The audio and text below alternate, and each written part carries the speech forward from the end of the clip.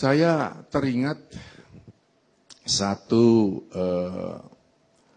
warisan yang sangat berharga. Saya sebut saja warisan konstitusional dari para pendahulu kita, para founding fathers ya. Itu terukir dalam pembukaan Undang-Undang Dasar 1945 pada alinea kedua. Ya. Dan perjuangan pergerakan kemerdekaan sudah sampailah pada saat yang berbahagia dengan selamat sentosa mengantarkan rakyat Indonesia ke depan pintu gerbang kemerdekaan negara Indonesia yang merdeka, bersatu, berdaulat, adil dan makmur. Mengapa dikatakan di situ bersatu dulu? Karena tanpa persatuan nggak mungkin kita berdaulat, nggak mungkin. Kedaulatan dapat kita raih karena kita bersatu. Nah, persatuan itulah kemudian menelurkan satu semangat untuk membangun keadilan dan kemakmuran, kan begitu. Jadi pelajaran yang luar biasa sebenarnya. Oleh karena itu, mari ya, kita jangan lengah ya, kita jangan kemudian hal-hal yang kecil membuat kita tidak satu lagi. Kalau pendahulu kita dengan perjuangan yang lebih berat kan, untuk keluar dari penjajahan Belanda, Jepang, mengorbankan ya jiwa, raga, darah, air mata, kehormatan. Perjuangan yang memerlukan pengorbanan yang luar biasa untuk apa? Memelihara persatuan itu. Nah, kita ini kan pengorbanan kita tidak sebesar para pendahulu kita untuk merawat persatuan ini. Kalau kita tidak bisa, kita malu ya sebagai generasi penerus terhadap para leluhur kita. Tentu ya saat ini tugas saya juga bersama-sama dengan para tokoh di sini, mari kita merawat bersama-sama persatuan kita untuk masa depan kita, ya. Untuk kita menangkan persaingan global ini. Ya. Pak Menko, ini ada yang kemudian menarik untuk dicermati. Bapak sampaikan adil, Bapak sampaikan konstitusi negara kita berdasarkan hukum. Tetapi kemudian yang belakangan banyak orang rasakan dan memunculkan sikap skeptis. Benar penegakan hukum itu sudah adil? Benarkah penegakan hukum kemudian sudah benar-benar ditegakkan di negeri ini? Nah, ini Pak Menko juga harus menjelaskan. Kalau kita mencoba menelah hukum ya, hukum itu kan kesepakatan kolektif ya dari setiap komunitas manusia. Dan tatkala hukum itu ditegakkan, maka ada ketertiban di sana, ada keteraturan di sana. Nah, untuk menegakkan itulah dibutuhkan aparat penegak hukum. Nah, sekarang masalahnya adalah tatkala hukum ditegakkan, tetapi pelanggaran hukum terlalu banyak, ya, maka sebenarnya keteraturan, ketertiban itu akan terusik begitu. Nah, saat ini jelas ya, saya sendiri memang sekarang mempunyai satu tanggung jawab untuk membangun hukum nasional yang baik. Nah, tentunya perlu kebersamaan kita. Kalau aparat penegak hukum terlena atau katakanlah khilaf, ya kita betulkan. Bahkan saya sendiri mengatakan bahwa kalau aparat penegak hukum yang bertanggung jawab menegakkan hukum, ya, menyalahi hukum, melanggar hukum, harus diberikan sanksi yang lebih berat ketimbang yang lain. Tapi yang pasti semangat kita sebagai negara hukum akan terus ya, merawat hukum, memelihara hukum dengan sebaik-baiknya. Itu semangat kita. Ya. Nah, ngomong-ngomong soal keberagaman atau keseragaman deh paling nggak nih ya Pak Wiranto ya. Kan akhir-akhir ini sering kita dengar nih, di istana tuh banyak ada perbedaan. Nanti Pak Wiranto bicara apa, terus kemudian bawahannya bicara apa, lalu satu lagi bicara apa. Nah ini apakah ada masalah Pak dengan komunikasi? Karena ternyata di istana ini kan ditunggu-tunggu begitu saat kemudian memberikan tanggapan dan kemudian penjelasan. Atau tadi dari istana mungkin ada yang mau dikompakkan Pak, silakan. Begini ya, saya ini kan termasuk ke anggota kabinet yang paling senior, paling tua lah ya. Saya pernah mengawal paling tidak 4 presiden, ya, sehingga hafal lah bagaimana kira-kira tata kelola pemerintahan ya, dari presiden satu ke presiden yang lain. Tanpa maksud saya membandingkan para presiden, tetapi saya merasakan saat ini kinerja pemerintah sekarang ini sungguh sangat luar biasa. Artinya apa? Kalau segala keputusan, segala policy, kebijakan, itu diambil dari istilah asingnya kan dari public interest and public opinion ya, kehendak rakyat dan harapan rakyat. Maka saya melihat bahwa kehendak untuk menyerap itu besar sekali. Diukur dengan apa? Kita ini kalau rapat terbatas dipimpin presiden, ya, kalau yang lalu-lalu ya sebulan mungkin 5 kali. Sekarang itu seminggu bisa 9 kali. Jadi kalau sebulan itu 30 kali, artinya respon terhadap kehendak publik, opini publik itu sangat kuat. Artinya apa? Ya, pemerintah sekarang dengan segala kompleksitas yang terus dinamis ya. Terus terang pembandingnya begini, saya dulu 17 tahun yang lalu sudah menjadi Menko Polhukam. Ya. Kemudian sekarang 17 tahun kemudian menjadi Menko Polhukam lagi. Dinamika masyarakat sudah berubah sangat luar biasa. Dan itu membutuhkan satu kesigapan pemerintah untuk terus menangani masalah-masalah itu. Nah kemudian semangat itu sama. Tapi kalau kemudian antara menteri pengutaraannya berbeda, ya itu kan nggak bisa seragam kan. Ya, cara berkata juga beda, ya mungkin asal sukunya juga beda. Jadi waktu 17 tahun kan lalu, begitu. kalau Pak Wiranto ngomong A, nanti yang lain ngomong A. Tapi kalau iya, 17 tahun bukan kemudian, begitu ya. Saya katakan tadi, gimana? cara menyampaikannya kadang-kadang beda ya. Ya, sebelum Dari, kita ya, ke... Iya, baik. Terima kasih Pak Wiranto. Betul. Pak, tapi yang kemudian banyak orang kemudian bertanya nih Pak, dan ini mesti dijawab berkaitan juga dengan kekompakan itu tadi. Bapak mesti menjelaskan mengenai penegak hukum yang partisan Pak. Nah, ini gimana Pak? Anggapan itu sudah beredar sangat kuat ketika kemudian penegak hukum yang mestinya adil sudah dinilai partisan loh Pak. Sebelum ya kita nanti ke Pak dicopot Zulkifli aja. Hasan. Dicopot, dihukum, selesai. Siapa Pak yang dicopot Pak? Nah, kalau ada dengan penegak hukum yang partisan, berarti tidak menjalankan kewajiban dengan baik, ya dicopot, ya diusut, copot, nggak pantas menjadi penegak hukum, kan begitu? Boleh dong kita tepuk tangan. Untuk ketegasan Pak Menko ya. Kita hargai komitmen dari Pak Menko Polhukam ya. Nah, kemudian dari keadaan yang sekarang sudah ada begitu ya. Saya juga akan bertanya juga selain ke Pak Wiranto ya. Tidak lengkap rasanya ini kalau Ketua Majelis Permusyawaratan Rakyat Republik Indonesia, wakilnya rakyat, wakilnya kita semua di sini. Betul. Ada Pak Zulkifli Hasan. Pak, tensi kita jadi sekarang tinggi, sedang atau rendah Pak? Sedang lah saya kira. Jadi Ini menenangkan diri gitu ya Pak ya jelang pilkada besok. Jadi MPR itu sebagai rumah besar rakyat, banyak yang datang. Tokoh-tokoh datang dari berbagai kalangan. Baru-baru ini tokoh-tokoh Islam datang menyampaikan kepada kami, Pak, pimpinan MPR kami ini menuntut hak. Karena memang diatur oleh konstitusi. Hak kami. Tetapi kami kenapa dikatakan anti Pancasila? Kok kami tidak anti bineka, kebinekaan? Apa ada Pancasila? Apa ada kebinekaan kalau tidak ada umat Islam?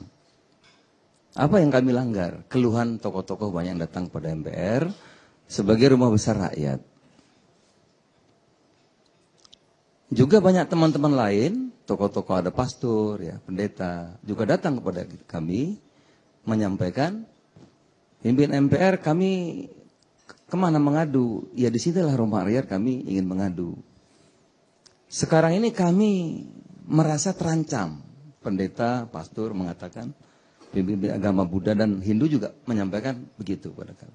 Kenapa Pak, terancamnya di mana dan sebagainya? Iya, lihat perkembangan sekarang kami ini was-was. Kalau begitu ada sesuatu. Karena memang banyak sekali yang datang. Saya tanya apakah ini soal pilkada Pak? Kalau pilkada saya mengatakan, bukankah kita sudah 260 pilkada tahun lalu? Bukan 260. 260 pilkada tahun lalu tidak ada masalah. Tidak ada satu rumah pun terbakar, tidak ada satu pun korban yang meninggal. Lancar 260. Baru-baru ini kami juga keliling dengan teman-teman ke Sultan Air sampai ke Papua. Dari 101 pilkada, 100 hampir tidak ada masalah. Saya sampai ke NTT, di NTT itu mayoritas Katolik, tapi ketua DPR-nya Muslim, tidak ada masalah Pak. Lancar. Kita juga pergi ke Ambon, Maluku, ada Kabupaten Sula, mayoritas Muslim, 93% Muslimnya, terpilih bupatinya Kristen, juga tidak ada masalah. Iya Pak, kata tamu yang datang, tetapi ini kami khawatir melihat keadaan seperti begini. Baru pernah dalam sejarah demo yang juta-jutaan. Jadi kalau dikatakan tidak ada sesuatu. Nah oleh karena itu kami menyampaikan kepada para tokoh-tokoh itu, apalagi Pak yang dirasakan dan apa sarannya? Mereka mengatakan sekarang ini kami merasa kalau bukan kelompoknya maka lawan. Kalau bukan golongannya musuh. Padahal jelas kita sudah bersumpah. Kita sudah sepakat konsensus. Bukan baru tapi 71 tahun yang lalu. Bahwa kita ini adalah keluarga besar. Tadi yang disampaikan Bung Kardi begitu indah. Kita ini adalah saudara. Pilkada itu bagian untuk memajukan saudara-saudaranya yang lain. Tapi dari diskusi-diskusi yang panjang itu banyak juga kalangan lain yang datang termasuk TNI, Polri yang sudah pensiun. Pak, 19 tahun kita reformasi ini memang sudah banyak yang maju. Otonomi daerah yang luas, kebebasan. Tapi mereka merasakan 19 tahun ini kita mulai memudarnya persaudaraan kebangsaan. Pudar. Karena ternyata memang 19 tahun ini tidak ada lagi pelajaran-pelajaran untuk membangun karakter bangsa itu tidak ada lagi. Manggala BP7 kita hapus, pendidikan moral Pancasila kita hilangkan, civic, penataran P4 juga tidak ada lagi. Bahkan kepala-kepala daerah kalau ditanya soal Pancasila itu bukan urusan kami, itu urusan orang-orang tua. Kami urusannya bangun jalan, bangun proyek dan sebagainya. Jadi melahirkan persaudaraan kebangsaan yang mulai memudar. Yang kedua, karena para bupati, para gubernur, para tokoh yang datang itu menyampaikan kepada kami, bahkan presiden sekalipun, visi misinya dibuat sendiri dan oleh timnya. Yang kadang-kadang belum tentu sama dengan apa yang diharapkan oleh seluruh rakyat Indonesia. Oleh karena itu melahirkan kesenjangan yang luar biasa. Menjadi bupati, menjadi gubernur bukan lagi untuk melayani. Tapi jalan singkat menjadi raja, menjadi kaya, menjadi membagi-bagi proyek, membagi-bagi sumber daya alam dan lain-lain. Oleh karena itu pilkada tidak melahirkan yang begitu banyak. Sebagian besar tidak melahirkan pemerataan. Kalau kita lihat data-data kesenjangan luar biasa. Mungkin dua hal ini. Satu, persaudaraan kita yang mulai memudar. Kedua, demokrasi Pancasila. Kedaulatan di tangan rakyat yang kita alami saat ini. Setelah prosedur sudah bagus kecuali Jakarta. Ya Jakarta memang beda dengan yang lain-lain. Semua saya kira kita mengakui. Terlalu banyak dipertaruhkan di Jakarta ini. Terlalu banyak yang terlibat. Terlalu banyak yang menghalalkan segala cara untuk memenangkan jagoannya. Saya mengajak mari kita kembali. Pilihan boleh berbeda, gubernur boleh beda, tapi kita bersaudara, persatuanlah yang nomor satu. Dan MPR, sekali lagi, sepakat, ada yang ingin kembali ke Undang-Undang Dasar seperti ini, seperti dulu. Ada juga yang menginginkan, ini sudah bagus, tidak boleh dirubah-rubah lagi. Dari dua pendapat besarnya ketemu di tengah. Melihat perkembangan ini, kita perlu haluan negara kembali. Hampir sudah sepakat di MPR. Hanya sekarang masuk ke rumusan seperti apa, itu berdebatnya panjang lagi. Saya kira demikian, terima kasih. Baik, itu tadi pendapat Ketua MPR yang sekarang. Tapi bagaimana kemudian komentar ini yang ada di sebelahnya Pak Kis, Bapak Reformasi? Kalau tadi Pak Zulkifli katakan soal reformasi, saya harus ke Pak Amin Rais. Pak Amin Rais, Assalamualaikum Pak. Apa kabar? Baik, alhamdulillah. Pak, ada perbedaan yang sangat signifikan. Apa yang terjadi dalam reformasi kita? Jadi saya karena waktu singkat, ya, saya akan mengingatkan bahwa bangsa manapun, masyarakat dimanapun, pemerintah di bagian dunia manapun, itu akan menghadapi masalah, akan tidak stabil, akan labil, bahkan bisa menjadi chaos, bahkan bisa bubar. Ya. Uni Soviet itu mirip dengan kita. Ya. Negaranya luas, penduduknya beragam, ada berpuluh-puluh etnik. Tapi kemudian Uni Soviet yang superpower di samping Amerika tahun 17 bangkit, 91 bubar. Ya. Kalau diusut, mengapa Soviet bubar? Karena yang namanya keadilan sosial, keadilan ekonomi, keadilan politik, keadilan hukum, pendidikan dan lain-lain itu jauh dalam kehidupan mereka itu. Sehingga saya punya teori yang amat sangat sederhana. Kalau negeri ini mau stabil, mau sentosa, mau kenyal terhadap tantangan apapun, kuncinya adalah pada Pancasila sendiri. Mbak, di Pancasila ada dua kata, adil dan keadilan. Ini bukan bahasa Jawa, bukan bahasa Sunda, bukan bahasa Manado, ya, bukan bahasa Madura. Ini bahasa Al-Quran. Ya. Jadi sila kedua itu kemanusiaan yang adil dan beradab. Sila kelima itu keadilan sosial bagi seluruh rakyat Indonesia. Ya. Nah, dua hal ini saya kira adalah kunci kebaikan maupun keburukan bangsa kita ini. Karena itu saya mengimbau yang sedang berkuasa ini, tolong semua langkah itu ukurlah dengan Pancasila sendiri. Apakah kira-kira kalau pemerintah akan mengambil sebuah langkah, betul-betul adil apa tidak? Betul-betul untuk semua atau tadi partisan tadi Mbak ya. Nah, jangan coba-coba main-main dengan ketidakadilan. Karena tidak ada contoh di sepanjang sejarah kemanusiaan ini, ada pemerintah yang tidak adil, yang zalim, itu bertahan, pasti bubar. Ya. Nah karena itu saya harap NKRI yang kita gembar-gemborkan itu kita rawat betul-betul, jangan suka mecah-mecah partai, jangan suka mengadu domba, jangan suka menuduh-nuduh, ya. Jadi tolong hati-hati. Sekian saja, terima kasih. Baik, terima kasih Pak Amin Rais. Intinya jangan suka memecah-mecah partai, ya kan? Okay. Tapi kita sapa terlebih dahulu sebelum kita jeda dan nanti akan menyapa Presiden ketiga B.J. Habibie dari kediaman beliau. Di sini ada kembali kita sapa Pak Jaksa Agung. Betul sekali ada Pak Kemudian ada Prasetyo Pak di sini. Betul, ada Pak Rizal Ramli juga ya? Iya, Pak Rizal Ramli juga hadir di sini, Pak Rudi Antara. Kemudian ada Pak Hamdan Zulfa bersama Pak Akbar Tanjung. Ada juga Pak Agung Gumelar. Luar biasa. Ustadz Yusuf Mansur juga hadir di sini. Ada Bu Airin juga. Luar biasa. Bu Airin selamat datang. Ya? Kalau ada Ibu Airin berarti ada Gus Ipul juga di sini. Iya. Senyumnya menenangkan. Dan tentunya ini yang mencolok berpakaian oranye. Nah, ini wajib disapa. Apa kabar Bang? Bang Poltak. Sehat Bang? Waduh. Terima kasih sudah hadir di sini semua. Kita akan lanjut lagi ya di segmen 3 ya, di kita ya. Tetap di 9 tahun penyambung Suara Rakyat TV One, merekatkan bangsa.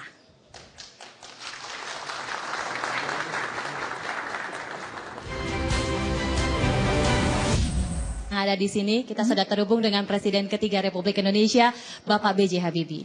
Assalamualaikum, selamat malam, Pak Habibie.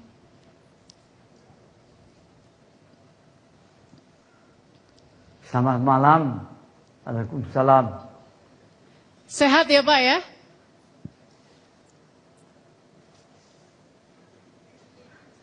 Baik. Baik.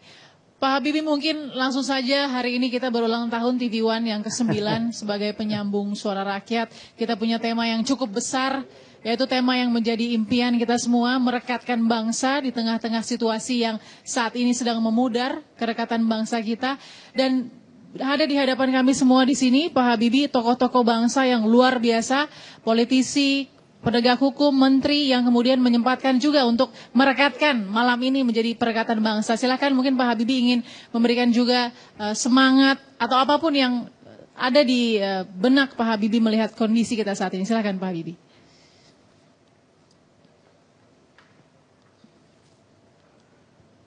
Ya, saya mau peringatkan kepada siapa saja bahwa ada ekonya ya.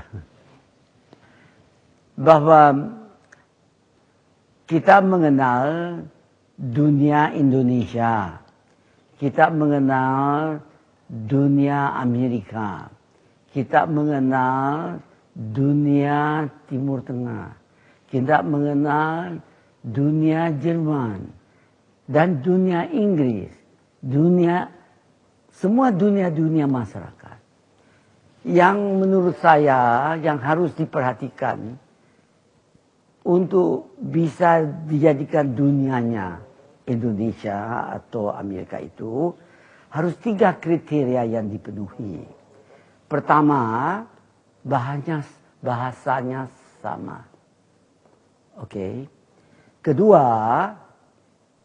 perilakunya yang berakar pada sinergi positif dari iman dan takwa, berarti budaya dan agamanya masing-masing, atau ya agama bukan agama tertentu, tetapi agamanya masing-masing yang dianuti oleh masyarakat tersebut yang berbudaya. Budayanya ditentukan oleh lingkungannya. Itu saya singkatkan namanya iman dan takwanya yang sama. Itu yang kedua. Yang ketiga adalah manusia itu harus memiliki political will untuk merupakan satu kesatuan tertentu, ialah seperti Indonesia punya political will untuk menjadi negara kesatuan Republik Indonesia. Nah sekarang, dalam sejarah kita harus belajar. Yang sebenarnya yang satu bahasa, misalnya orang Jerman. Orang Jerman.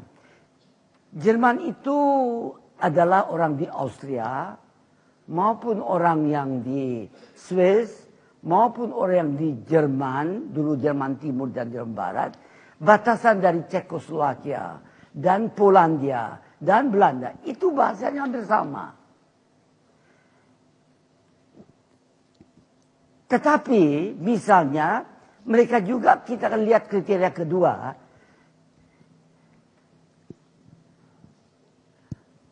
ialah intaknya itu hampir sama. Agamanya dan budayanya, akarnya hampir sama. Tetapi political will-nya tidak sama. Sehingga terjadi misalnya perpisahan antara Austria dengan Jerman sendiri. Dia pernah perang dan sebagainya. Dan bermusuhan. Dan sekarang terjadi sesuatu yang di Eropa, ialah Jerman itu karena adanya European Common Market, maka political will dari orang Eropa itu sudah ada, di mana mereka membentuk suatu European Common Market dengan mata uang yang sama. Akibatnya boleh dikatakan dunia Jerman yang tadi terpecah-pecah terjadi satu dunia tersendiri. Di dalam tengahnya Eropa, sehingga dia bisa konsentrasi pada pengembangan sumber daya manusia. Nah sekarang yang saya mau berikan sama Anda, dunia Indonesia, kita satu bahasa Indonesia.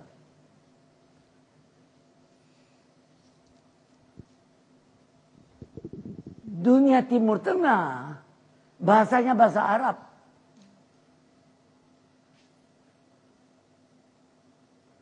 Intaknya dunia Timur Tengah dan dunia di Indonesia itu karena agamanya Islam yang kuat, banyak persamaannya. Political will berbeda. Jadi kita tidak bisa mengambil kesimpulan kalau ada orang di Timur Tengah mengambil tindakan-tindakan, katakanlah dia teriak, dia mengatakan Allahu Akbar, baru dia tembak orang-orang yang tidak bersalah. Itu tidak ada kaitannya dengan agama Islam. Itu dunia mereka. Walaupun boleh dikatakan di Indonesia itu kita adalah masyarakat terbesar di dunia yang percaya kepada Tuhan Yang Maha Esa melalui jalur Al-Quran.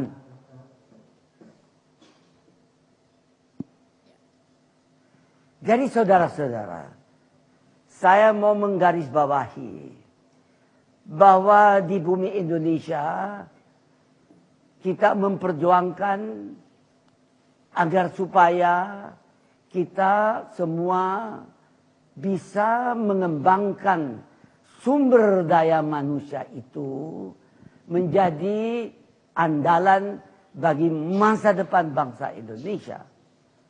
Baik. Baik. Mungkin Pak Oleh Habibie. karena itu, ya, Ya, itu. mungkin ya. Jadi dimanapun Anda Ya mungkin kalau bisa dikorelasikan dengan keadaan saat ini, Pak Habibie, sudah tepatkah kemudian dimanapun Anda pemimpin kita? berada,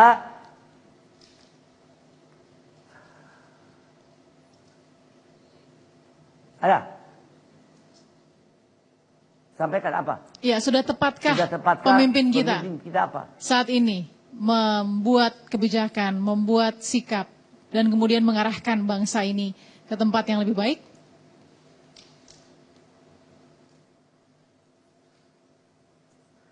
Saya rasa itu tidak saja tergantung dari pemimpin kita. Semua yang di sekitarnya harus konvergens harus diarahkan kepada kepentingan pengembangan sumber daya manusia.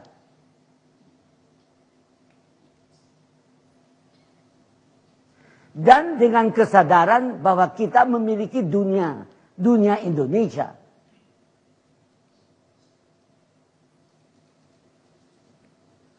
Dan kita harus sadari bahwa bangsa kita ini sama dengan bangsa-bangsa yang lain. Tidak kalah dengan bangsa yang lain. Dalam penguasaan ilmu pengetahuan dan teknologi. Tapi kita harus sadar bahwa tiap manusia hanya memiliki 24 jam sehari.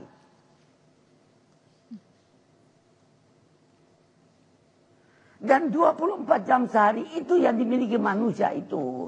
Kita harus pandai-pandai memanfaatkan untuk mengembangkan potensi sumber daya manusia terbarukan itu menjadi unggul.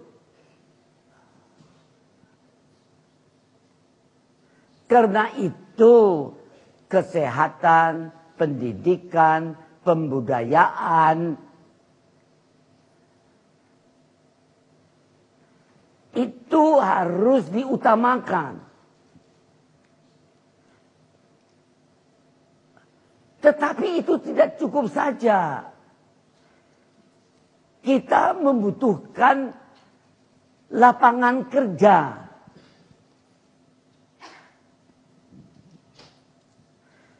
Lapangan kerja itu memberikan kepada manusia yang telah menikmati pendidikan dan pembudayaan yang baik dalam dunianya masing-masing. Bisa berkembang melalui pekerjaannya menjadi unggul. Baik. Dan bisa bersaing kepada sama siapa saja. Jadi kesimpulan, 3 neraca yang harus diperhatikan.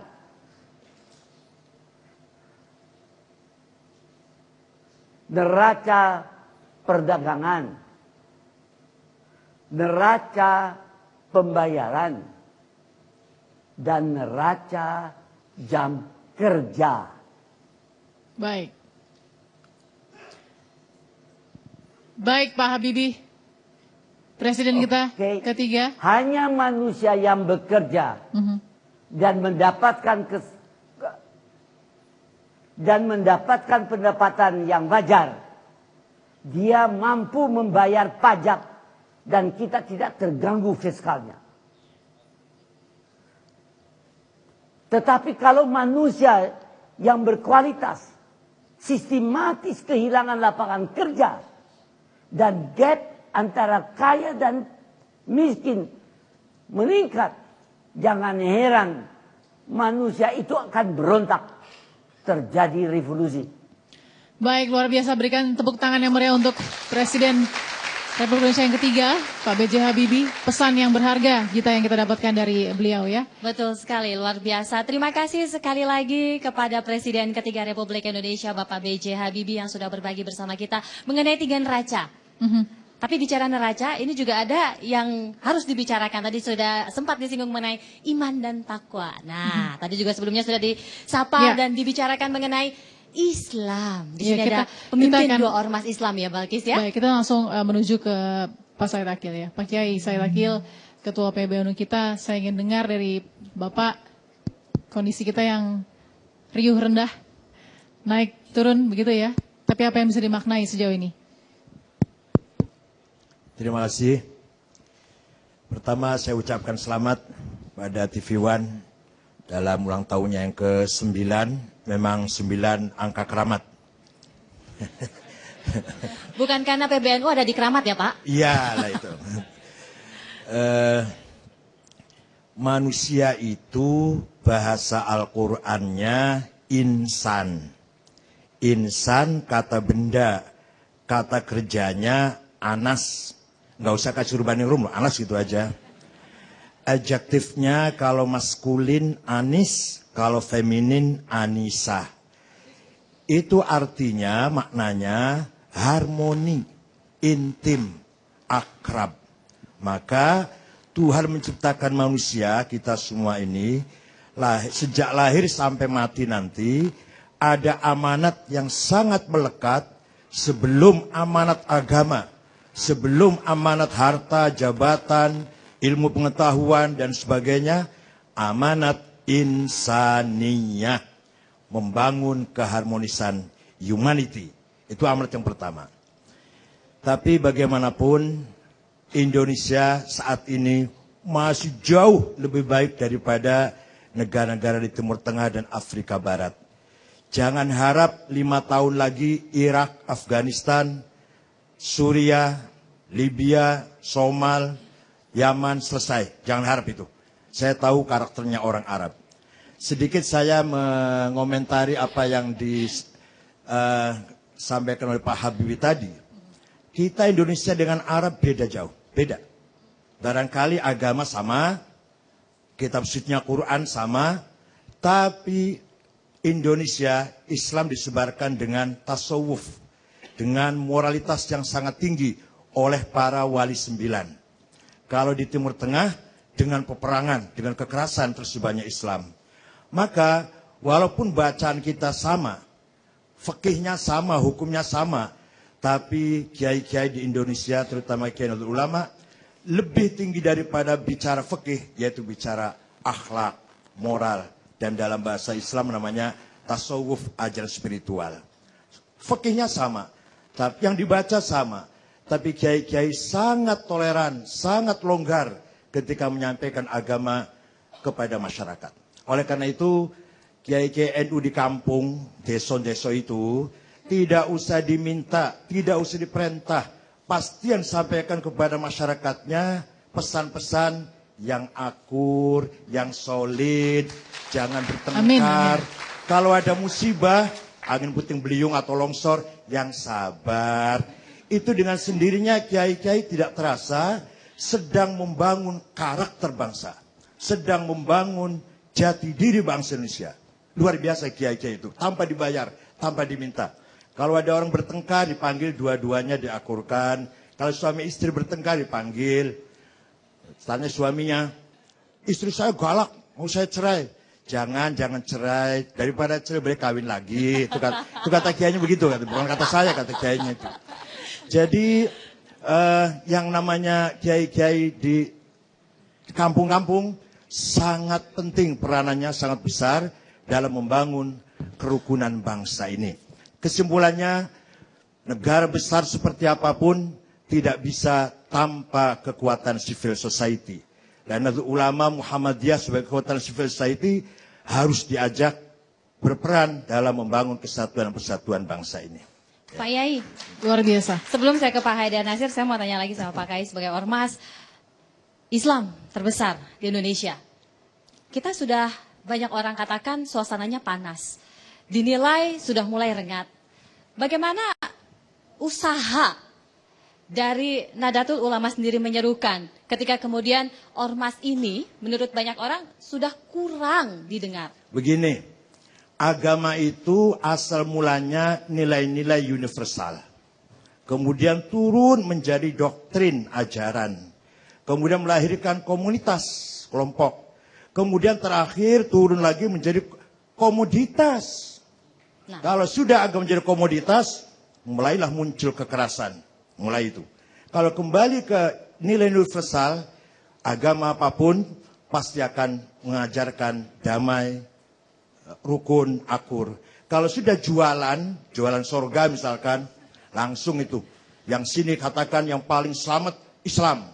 Yang Katolik, Kristen paling selamat ikut Yesus. Itu udah mulai konflik itu. Jualnya sama-sama jual bakso Malang barangkali.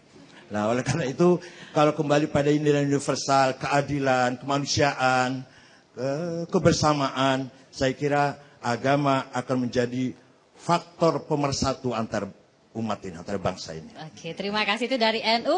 Pak Haidar, Muhammadiyah sedemikian gitukah ya seperti yang disampaikan oleh Pak Said Akil barusan? Baik. Silakan Pak. Sudah. Sudah nyala Pak?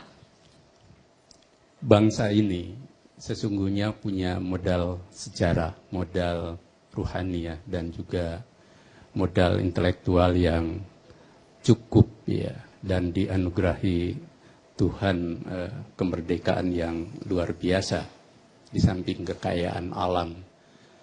Dan dalam titik sejarah yang paling kritis sesungguhnya juga bangsa ini diberi khasanah oleh para pendiri bangsa tentang makna pengorbanan ya.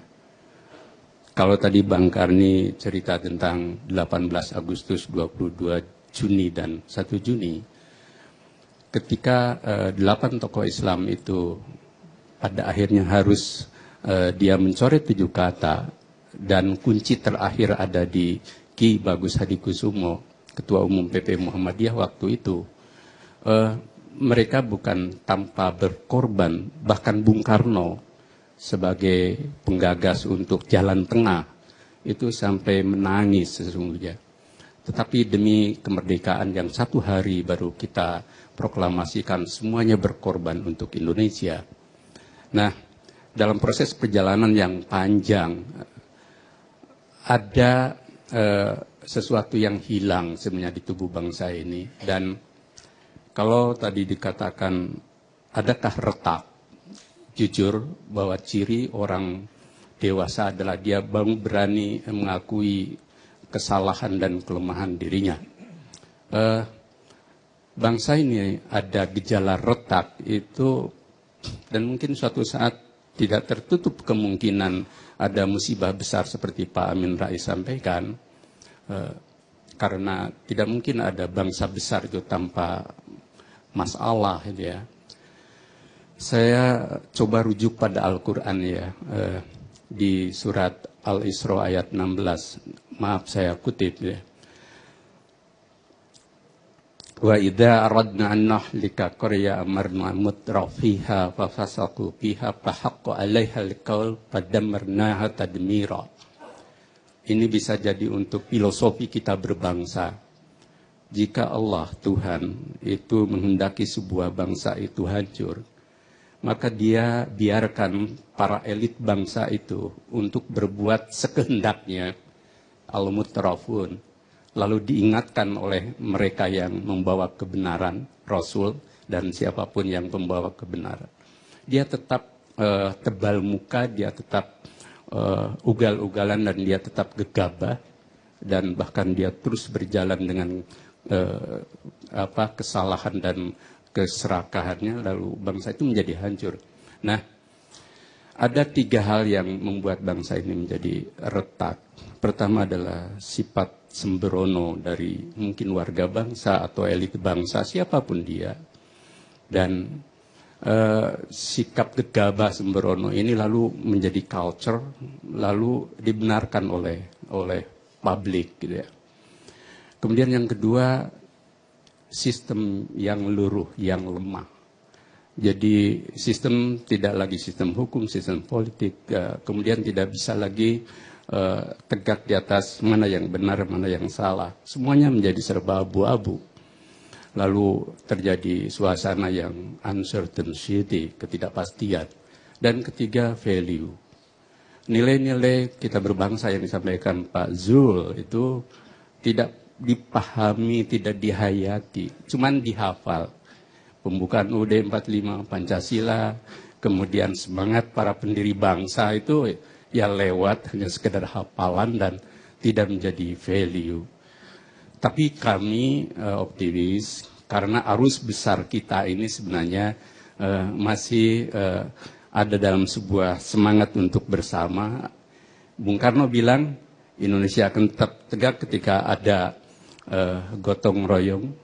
Bung Hatta bilang ketika kolektivitas itu menjadi napas gerakan hidup kita, dan hampir semua tokoh bangsa yang punya jiwa negarawan mewariskan nilai-nilai itu. Tinggal maukah kita semua termasuk yang hadir di ruangan ini untuk menyerap nilai itu dan mempraktekannya dalam kata, bukan dalam retorika. Kalau sejauh ini sudah mau belum Pak?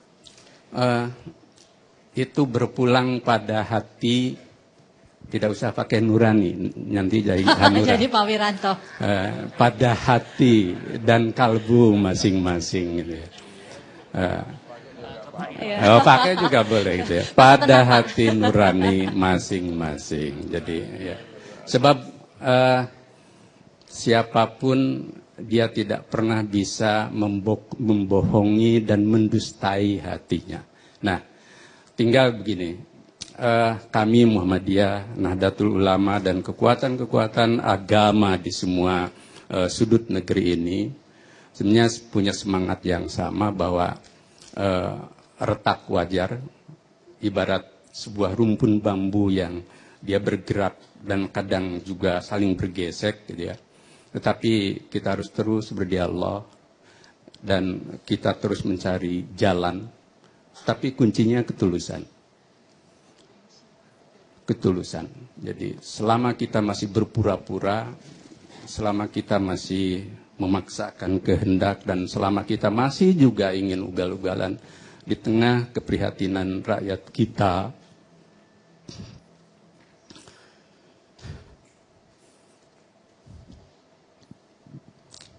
rakyat kita itu. Ya, tepuk tangan untuk Pak Haidar Nasir. Ya, kita bisa merasakan Pak. Ya, ketulusan dan isi hati. Bang Kis mungkin mau ingin tahu apa kemudian isi hati Pak Akbar Tanjung di sebelahnya. Betul sekali, kita apresiasi tadi apa yang dirasakan oleh Pak Haidar Nasir ya. Karena ini pasti sangat penting dan sangat dalam untuk bangsa kita saat ini yang sedang memudar begitu persatuannya. Kita akan coba dengarkan Pak Haidar Nasir bagaimana dari politisi senior Partai Golkar, Pak Akbar Tanjung. Tadi mendengar Pak Haidar Nasir terharu begitu ya. Ada rasa yang kerinduan terhadap persatuan di bangsa kita saat ini yang sedang bermasalah sedikit. Silakan Pak. Kita semua bersyukur bahwa kita semuanya masih memberikan suatu tekad yang kuat untuk bersatu. Tekad bersatu itulah saya pikir modal yang amat penting. Dan kemudian kita juga harus menghormati bahwa kita memang ada perbedaan. Dalam pengertian bahwa ada keanekaragaman kita sebagai bangsa. Dalam agama, dalam perspektif agama juga, Tuhan mengatakan, Tuhan menciptakan manusia itu berbangsa-bangsa dan bersuku-suku. Dan juga dikatakan supaya saling kenal mengenal. Nah, dengan demikian kita harus menyadari bahwa memang keanekaragaman itu sesuatu yang given. Sunnatullah itu, hukum Tuhan. Jadi artinya dengan keanekaragaman itu bagaimana kita bisa memberikan sesuatu yang bisa kita sumbang untuk kepentingan bangsa. keanekaragaman itu bagaimana supaya kita semuanya berbuat yang terbaik lah untuk bangsa, berlomba-lomba untuk kebaikan untuk bangsa kita. Saya memimpin organisasi mahasiswa Islam, HMI. Tapi guru saya ini, pastor saya, ini Pak Fon Mahnisuseno. Saya belajar tentang etika pada waktu saya sekolah di Canisius.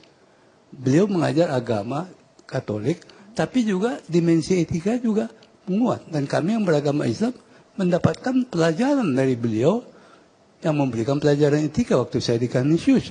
Sampai hari ini saya sangat hormat kepada beliau. Waktu saya tadi lihat beberapa tokoh-tokohan ada di situ.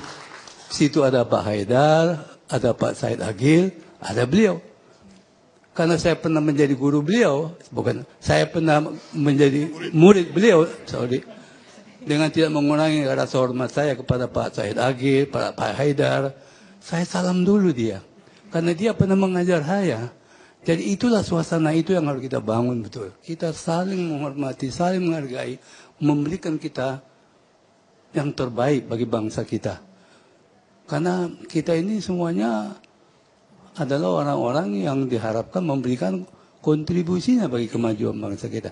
Nah, dalam perspektif politik juga demikian. Bahwa memang politik kita itu yang mengharuskan adanya berbagai macam partai-partai politik, ya.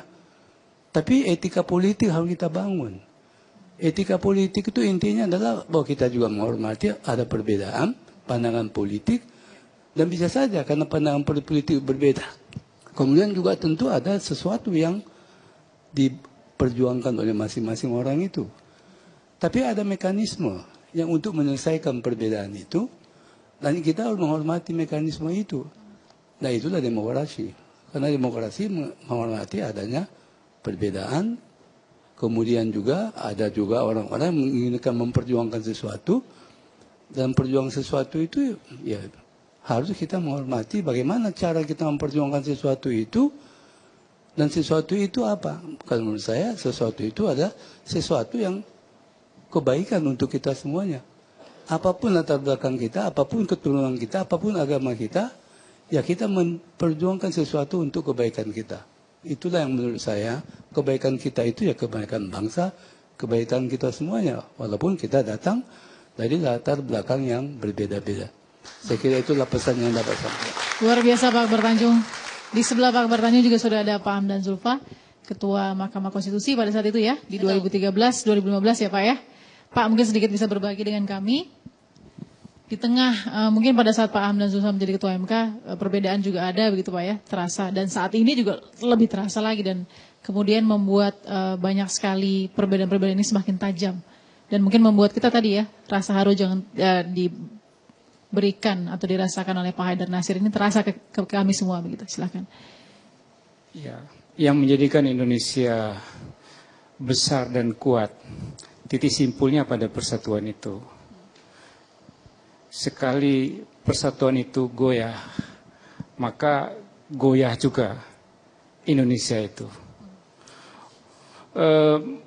Perlu kita sadari bersama bahwa persatuan itu bukan jalan mudah. Itu jalan yang sulit dan penuh jalan terjal dan pengorbanan. Dulu untuk bersatu, ada banyak raja yang harus mengorbankan untuk tidak menjadi raja. Karena untuk bersatu, melihat Indonesia merdeka, Indonesia yang kuat. Banyak kerajaan-kerajaan yang meleburkan diri dan mengorbankan dirinya sebagai orang biasa. Karena untuk persatuan. Dan perlu diingat, ancaman terhadap persatuan itu banyak. Salah satunya adalah ketidakadilan. Ketika kata-kata kami dan mereka semakin tajam, maka semakin tinggilah ancaman terhadap persatuan. Jadi ketika kami, mereka, dan ini semakin tajam, itu semakin besar ancaman terhadap persatuan. Karena itu keadilan harus ditegakkan. Ketika keadilan yang terluka semakin bengkak dan semakin besar lukanya dan tidak diperbaiki, maka itu ancaman besar terhadap persatuan. baik persatuan keadilan karena pendapatan yang jauh, keadilan karena perlakuan yang berbeda antar satu kelompok dengan kelompok yang lain, itu juga ancaman terhadap persatuan dan membuat salah satu kelompok menjadi sakit hati. Karena itu yang paling besar tanggung jawab untuk merawat persatuan ini adalah penegakan keadilan oleh negara. Itu yang paling besar perannya. Tentu peran civil society juga sangat besar. Tapi saya ingin katakan bahwa sekali negara kelihatan atau nampak berlaku tidak adil, maka hati-hati, negara dalam keadaan bahaya. Saya yakin kita semua tetap bisa bersatu. Kita harus kembali menengok ke belakang pengorbanan yang dilakukan oleh para tokoh yang lalu. Betapa besar egoisme masing-masing dikorbankan untuk persatuan. Jadi kata Agus Salim, muara dari Pancasila itu adalah persatuan itu. Ketika ada masalah, ayo kita berbicara secara baik-baik, secara beradab, kita berbicara secara musyawarah dengan sila keempat. Baik. Perbedaan apapun kita selesaikan dengan cara itu. Jadi kita satu bahasa, satu bangsa, satu tanah air, itu karena sadar betul bahwa realitas keindonesiaan kita adalah beragam. Jadi kalau kita bicara persatuan bukanlah ingin menyatukan semua kita. Ini yang menurut saya kita perlu hati-hati gitu.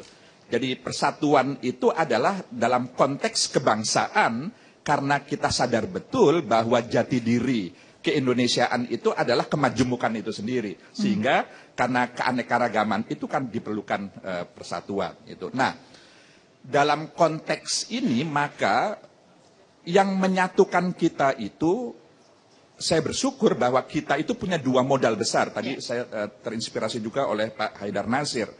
Modal besar itu pertama bangsa. Jadi kemajemukan kita, keragaman kita itu tidak hanya etnis tapi juga suku, budaya, bahasa, termasuk juga agama, itu disatukan oleh kebangsaan kita.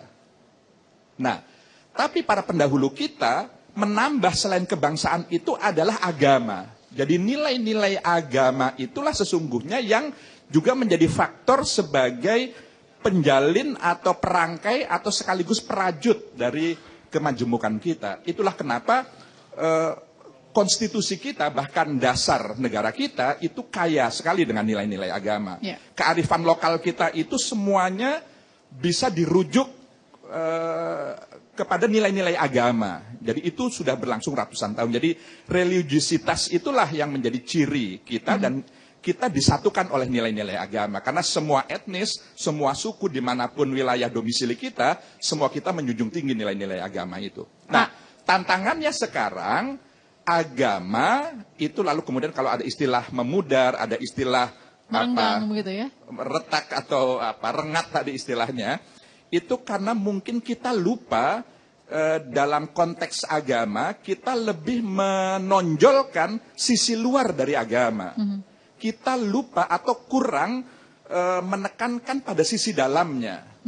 Jadi yang saya maksud sisi dalam itu adalah esensi atau substansi dari ajaran agama. Karena semua agama bicara pada esensi atau substansi yang sama, memanusiakan manusia. Tadi Pak Kiai Said Agil tadi akhlak. Jadi kenapa akhlak agama itu ya karena akhlak itu bagaimana perlakuan kepada manusia, bagaimana memanusiakan sesama kita gitu. Nah, kita lebih mungkin karena satu dan lain hal, masalah politik, masalah ekonomi, berbagai macam masalah, lalu kemudian aspek luar dari agama ini yang memang kalau bicara aspek luar pastilah berbeda-beda. Jangankan antar satu agama dengan agama yang lain, di internal umat beragama saja sisi luarnya bisa sangat beragam karena paham keagamaan itu bisa beragam-ragam.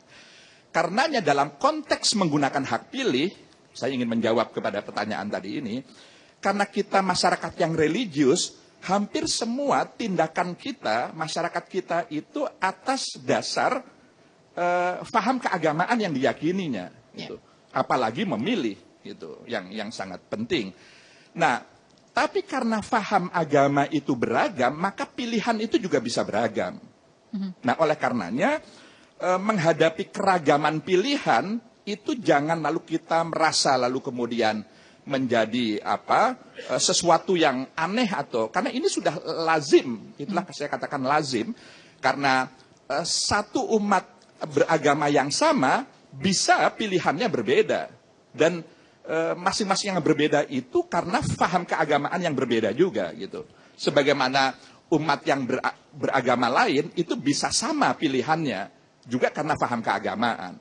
Jadi menggunakan hak pilih dengan melandaskan atau mendasarkan diri pada faham keagamaan itu sesuatu yang tidak hanya semata lazim, tapi itu sudah menjadi karakter atau sifat masyarakat Indonesia yang agamis tadi itu. Dan karenanya sama sekali tidak melanggar konstitusi. Justru konstitusi banyak berbicara bahwa ruh atau jiwa dari semua tindakan bangsa ini adalah agama landasannya. Jadi bukan berdasar parpol ya Pak? Bagaimana? Bukan berdasar perbedaan parpol ya? Tentu perbedaan parpol, tapi kan masyarakat religius itu, agamis itu seringkali meyakini bahwa tindakannya itu bagian dari ibadah, bagian dari aktualisasi diri terkait dengan pemahaman keagamaannya itu. Jadi ini yang harus kita hormati menurut saya, sebagaimana kita juga menghormati ada sebagian umat beragama yang karena paham keagamaannya juga bisa memilih yang mungkin tidak seiman dengan keyakinannya. Itu juga ada landasan paham keagamaan yang juga kita harus hormati, ya harus kita hargai. Jadi poinnya adalah tentu dalam konteks menghadapi pilkada yang beragam ini, ya masing-masing kita harus kembali kepada esensi agama tadi itu. Bahwa esensinya agama bukanlah faktor yang membuat kita saling menafikan, menegasikan satu dengan yang lain, tapi justru menjadi faktor yang merekatkan kita. Itulah para pendiri bangsa dulu kenapa lalu kemudian meletakkan agama, nilai-nilai agama dalam posisinya yang sangat strategis, tidak hanya dalam setiap sila dasar-dasar negara kita, Pancasila, tapi itu juga sangat mewarnai konstitusi kita. Gitu. Baik. Jadi cukup rajin juga bersosial media ya, Pak Lukman ya? Ya, banyak seperti yang lain-lain juga. Kan. Sekarang eranya sosial media. Baik, baik. Nah, saya sudah dengarkan dari Pak Lukman ya, Pak Lukman Hakim Saifuddin sebagai Menteri Agama. Kita ingin dengarkan juga ini dari Romo Frans Magnis, apakah yang dirasakan juga oleh umat agama Kristiani mungkin dan juga Katolik mungkin yang sama-sama hidup berseberangan dan bersebelahan dengan umat Islam dan lainnya? Silakan. Terima kasih. Saya kira justru dalam keadaan biasa di mana selalu ada segala macam gesekan, konflik kecil dan sebagainya, kita tidak boleh lupa bahwa sebetulnya semangat persatuan, semangat saling menerima, semangat saling menghendaki yang baik masih hidup betul. Malah ini suatu modal besar bangsa Indonesia. Dalam hidup sehari-hari, dimanapun kita ketemu perbedaan, misalnya perbedaan antara agama, tidak menjadi masalah. Orang sama sekali tidak hidup di dalam suasana ketakutan karena agamanya. Jadi kita memang jangan terbawa seperti tadi dikatakan kepada hanya fokus pada kami yang lalu berhadapan dengan mereka, melainkan kita semua satu bangsa Indonesia, tetapi juga kita semua satu ciptaan Tuhan.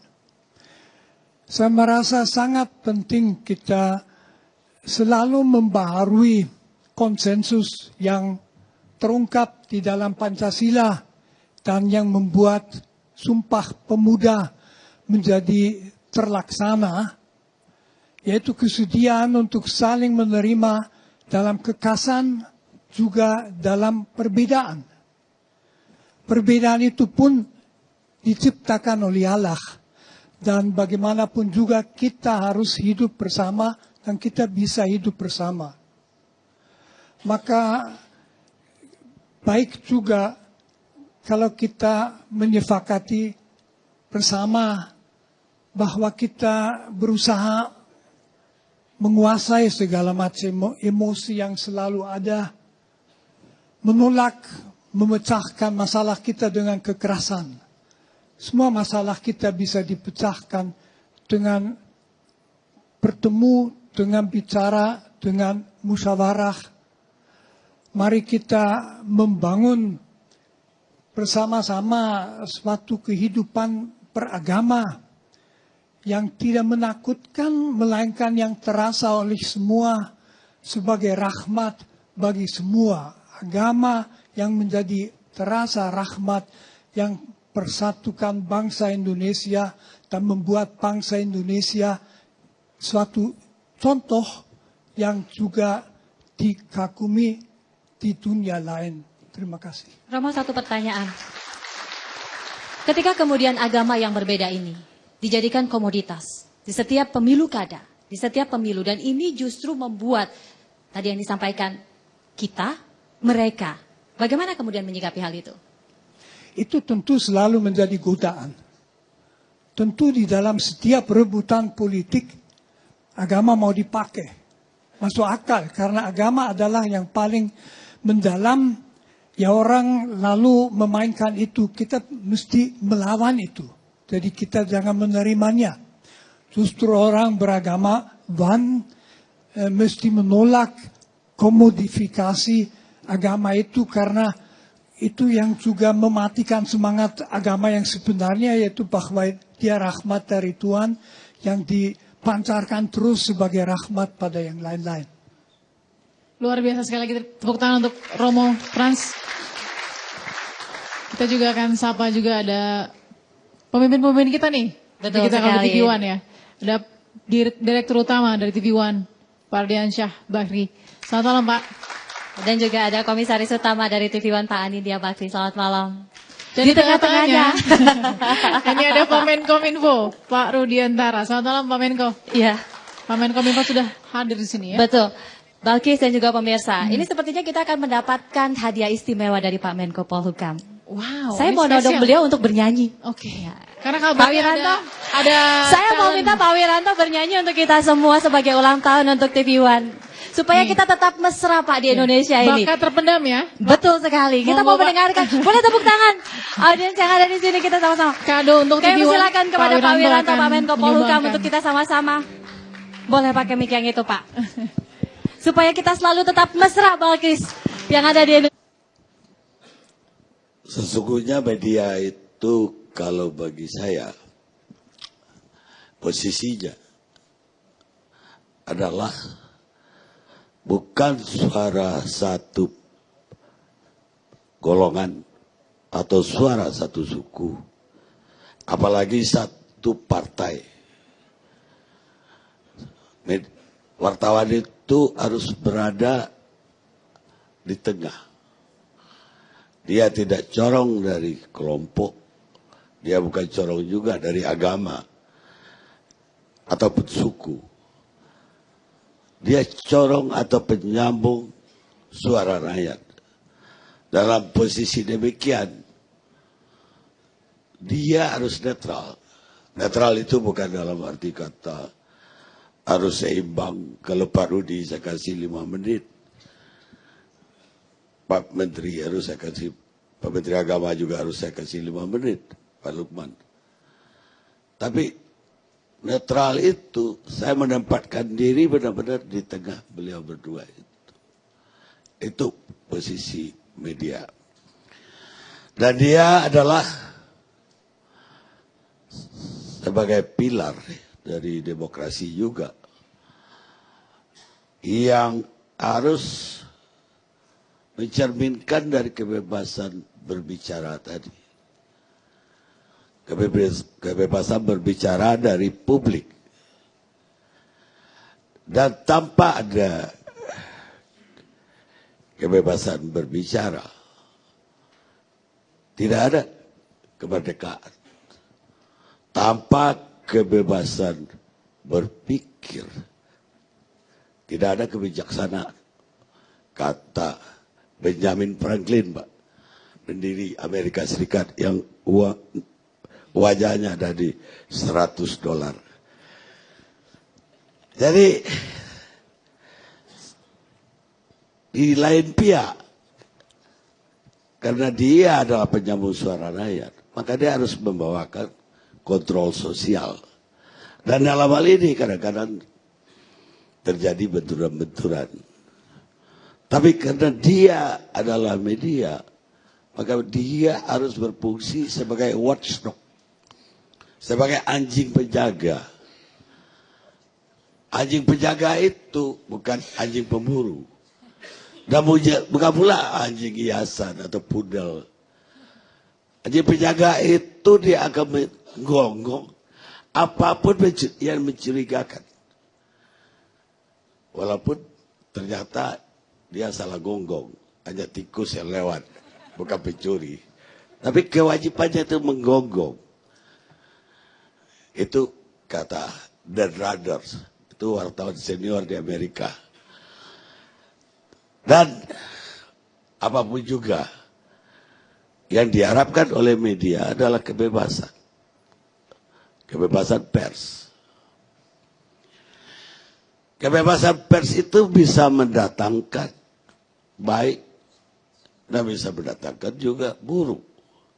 Tapi negara tanpa kebebasan pers hanya akan mendatangkan yang buruk, kata Albert Camus. Saya kira Pak Menteri boleh. Nah, udah ditodong sama Pak Kani, berarti Pak Menteri juga harus komentar nih. Benarkah demikian kalau Pak Menteri melihat TV One terlebih dahulu sebelum kita bahas mengenai media secara umum? Silakan Pak. Pertama, selamat ulang tahun Dirgahayu TV One. Bang Karni, kalau kita bicara kebebasan pers, negara ini menjamin kebebasan pers. Pemerintah negara menjamin kebebasan pers. Kebebasan yang tentunya bertanggung jawab. Nah, kita mempunyai undang-undang pers khusus. Mungkin satu-satunya undang-undang yang tidak mempunyai PP dan peraturan menteri. Ya, saking kita memang mau mewadahi yang namanya pers ini independen tanda kutip. Ya, saya meyakini di sini ada Pak Ardi, Pak Anin sebagai pemilik TV One. Saya nggak yakin beliau itu harus independen menjalankan TV One sebagai bisnis. Beliau boleh punya keberpihakan, tetapi menjalankan bisnis dalam konteks berita sebagai TV beritanya, itu yang harus independen. Bahwa yang bersangkutan boleh partai politiknya apa, A, B, dan C, kemudian berpihakannya kemana, boleh-boleh saja. Tapi kembali, memanfaatkan ranah publiknya ini, frekuensi publiknya ini yang harus independen. Cover both side dan lain sebagainya. Jadi itu yang masalah independensi bagi saya. Independensi dalam konteks yang itu. Kemudian dalam media secara umum. Jadi TV One baik-baik saja ya Pak ya? Ya, kalau ada sesuatu hal, saya komunikasi langsung dengan Bang Karni. Karena beliau boleh dikatakan tanda kutip guru saya. Dan saya tidak sungkan-sungkan telepon beliau. Bukan, tadi ada yang bilang di belakang di bredel berapa kali. Saya nggak pernah kan Bang? Nggak pernah. Karena konten itu bukan pemerintah, konten itu adalah KPI yang mengawasi, Komisi Penyiaran Indonesia. Jadi KPI juga nggak pernah melarang apa-apa. Saya bukan membilang KPI, Bang. Jadi siapa yang kita melarang? hargai di Republik ini kemerdekaan itu. Perbedaan saya sama Pak Anin juga kadang-kadang berdiskusi kalau ada bilang, Chief ini ada kayak begini-gini, gimana? Saya temui, saya katakan ini begini, dari pemerintah kurang lebih begini. Semua selesai, tidak ada masalah. Nah, dalam konteks media secara umum, kita tahu ada media dari berawal media cetak, koran maupun majalah, kemudian media elektronik, televisi, radio, media online, dan media sosial.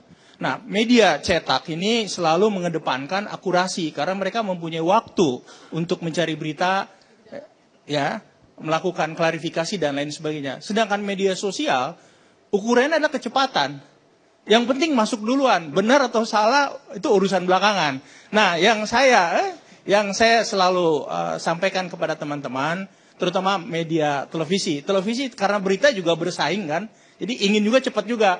Jangan sampai memanfaatkan media sosial, terutama saat ini banyak hoax ya, itu dikutip oleh media televisi, ya, media elektronik. Kemudian nanti media sosialnya juga mengutip, karena ada di televisi dikutip lagi. Akhirnya itu menjadi suatu lingkaran setan yang isinya hoax semua. Tapi saya yakin TV One enggak, karena ada Bang Karni sebagai pemimpin redaksi. Terima kasih.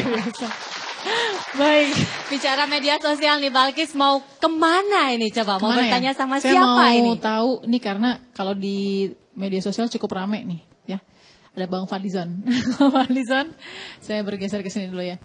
Bang Fadli, bermedia sosial dan juga menggunakan media. Seramai apa sih terakhir Twitter, di Twitter misalnya, Bang Fadli mencuit apa coba? Ini soal usulan pansus angket itu. Oke. Jadi semua serba update ya di media sosial ya? Ya, saya kira kita sekarang di era digital yang sudah sangat berbeda ya. Tentu mempunyai tantangan yang berbeda. Coba kita lihat saja dalam pemilihan presiden di Amerika saja, Donald Trump memakai Twitter gitu ya. Bahkan sampai sekarang masih presiden, masih menggunakan itu. Saya kira kita memang mempunyai satu perubahan transformasi di dunia media yang luar biasa loncatannya ketimbang beberapa tahun yang lalu. Dan politik memang tidak bisa dipisahkan dari media gitu ya. Namun saya juga melihat sekarang ini bagaimana untuk menjadi media yang bertanggung jawab ya, supaya tidak ada hoax dan lain-lain.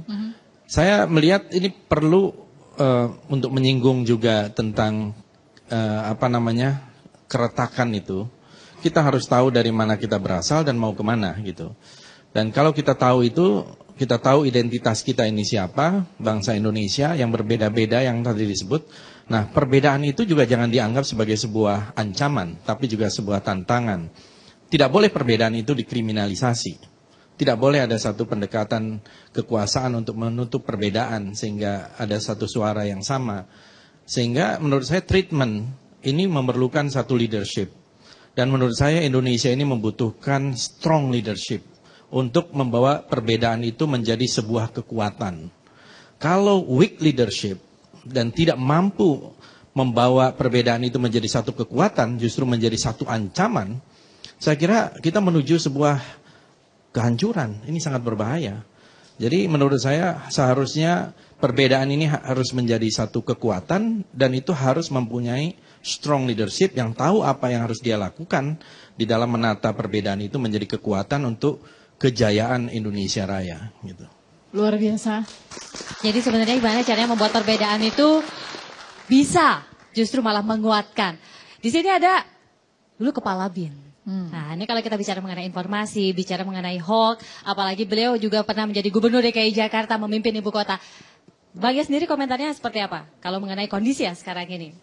Terutama mengenai media yang semakin tajam kira-kira seperti itu. Mestinya kita ini sebagai bangsa Indonesia itu bersyukur kepada Allah ya, karena diciptakan negeri yang mungkin tidak ada duanya kalau kita bandingkannya. Kecuali kaya raya, indah, kita itu sangat unik gitu. Keunikannya itu di mana? Kemajemukannya itu sangat beragam kan. Tidak usah dikupas lagi. Dalam pembukaan acara ini tadi sudah disampaikan Bang Karni ya, bagaimana keunikan kita dari aspek adat istiadat, budaya, agama, bahasa gitu ya. Nah, dan kondisi itu memang menjadi titik lemah, ya kan? Kalau tidak dimanage dengan baik. Nah, yang manage dengan baik itu siapa? Ya para pemimpin, kan gitu kan. Kalau pemimpin ini mendudukkan diri sebagai bapak, gitu kan, pemimpin itu kan bapak ya, artinya kepada anak, istri semua itu diperlakukan sama, ya. Kemudian juga dia sebagai hakim, ya, artinya yang salah ya dihukum. Sepanjang itu dilakukan sebenarnya tidak ada masalah, gitu. Nah, keberagaman ini sudah diantisipasi oleh para pendahulu kita. Bahwa itu menjadi titik rawan kita kalau kita tidak manage dengan baik. Tetapi tadi katakan Pak Pati juga kalau kita bisa manage baik menjadi kekuatan. Oleh karena itu para pendahulu kita sudah mengingatkan kepada kita ya, sampai ditulis di lambang negara burung Garuda itu kan Bhinneka Tunggal Ika. Itu adalah peringatan untuk kita bahwa kita memang beragam tapi kita ika, kita satu gitu. Sepanjang kita konsisten seperti itu, kita tidak ada masalah. Nah, kondisi saat ini memang setiap kali ada pilkada itu kan pertarungan ya, kompetisi para kandidat yang di belakangnya ada partai-partai politik yang punya massa. Selalu hangat-hangat sampai panas kalau sekarang ini. Dan sebenarnya yang panas itu hanya di DKI ini sebenarnya menurut pandangan saya, gitu. Yang di lain-lain tenang-tenang saja kok, gitu kan. Nah, pasti ada sebabnya kan. Nah, DKI ini juga yang pertama saya ingin pesan kepada masyarakat ya, kita ini warga ibu kota, ya kan. Mestinya kita menjadi toladan dari warga yang lain. Artinya kita harus lebih dewasa dalam menyikapi apapun itu termasuk berpolitik, kan. Kita mari berkompetisi. Setelah itu ya sudah, siapa yang menang ya kita kasih selamat, yang kalah ya terimalah kekalahan itu, gitu. Nah, oleh karena itu kalau Jakarta ini kan sering dibilang miniaturnya Indonesia. Dari keseragaman yang ada di Indonesia tadi kan di sini ada semua etnis terwakili, semua suku terwakili, yang miskin terwakili, yang kaya raya terwakili, yang profesor banyak sekali, yang bodoh juga banyak. Seperti itu. Nah, kondisi itu kalau tidak mampu kita satukan, miniaturnya aja nggak bisa, apalagi yang makro Indonesia-nya kan gitu kan. Nah, kesadaran itu harus ada di rakyat Jakarta itu sendiri. Baik. Saya pesan lagi, besok kita harus bersikap dewasa. Pilih sesuai hati nurani. Apa yang kamu kehendaki, kalau yang menang kasih selamat, yang kalah terimalah itu kekalahan. Baik. Ini pesan dari Gubernur DKI Jakarta terdahulu. Biasa berbeda, ini identik dengan yang satu ini. Saya lewati Pak Agum dulu, nanti di segmen berikutnya Pak Agum. Ini ada tapi saya mau tanya Pak Rizal, ini kita paling kontroversi sampai berani soalnya, berbeda dengan sesama menteri. Karena paling ingat itu jurus Raja Wali ya. Nah, mabok. Kepret ya, jurus Raja Wali kepret. Silakan Pak Rizal. Saya mau bicara di luar bidang yang saya biasa ketahui. Tapi saya juga biasa bicara apa adanya. Di bawah itu suasananya panas sekali kok.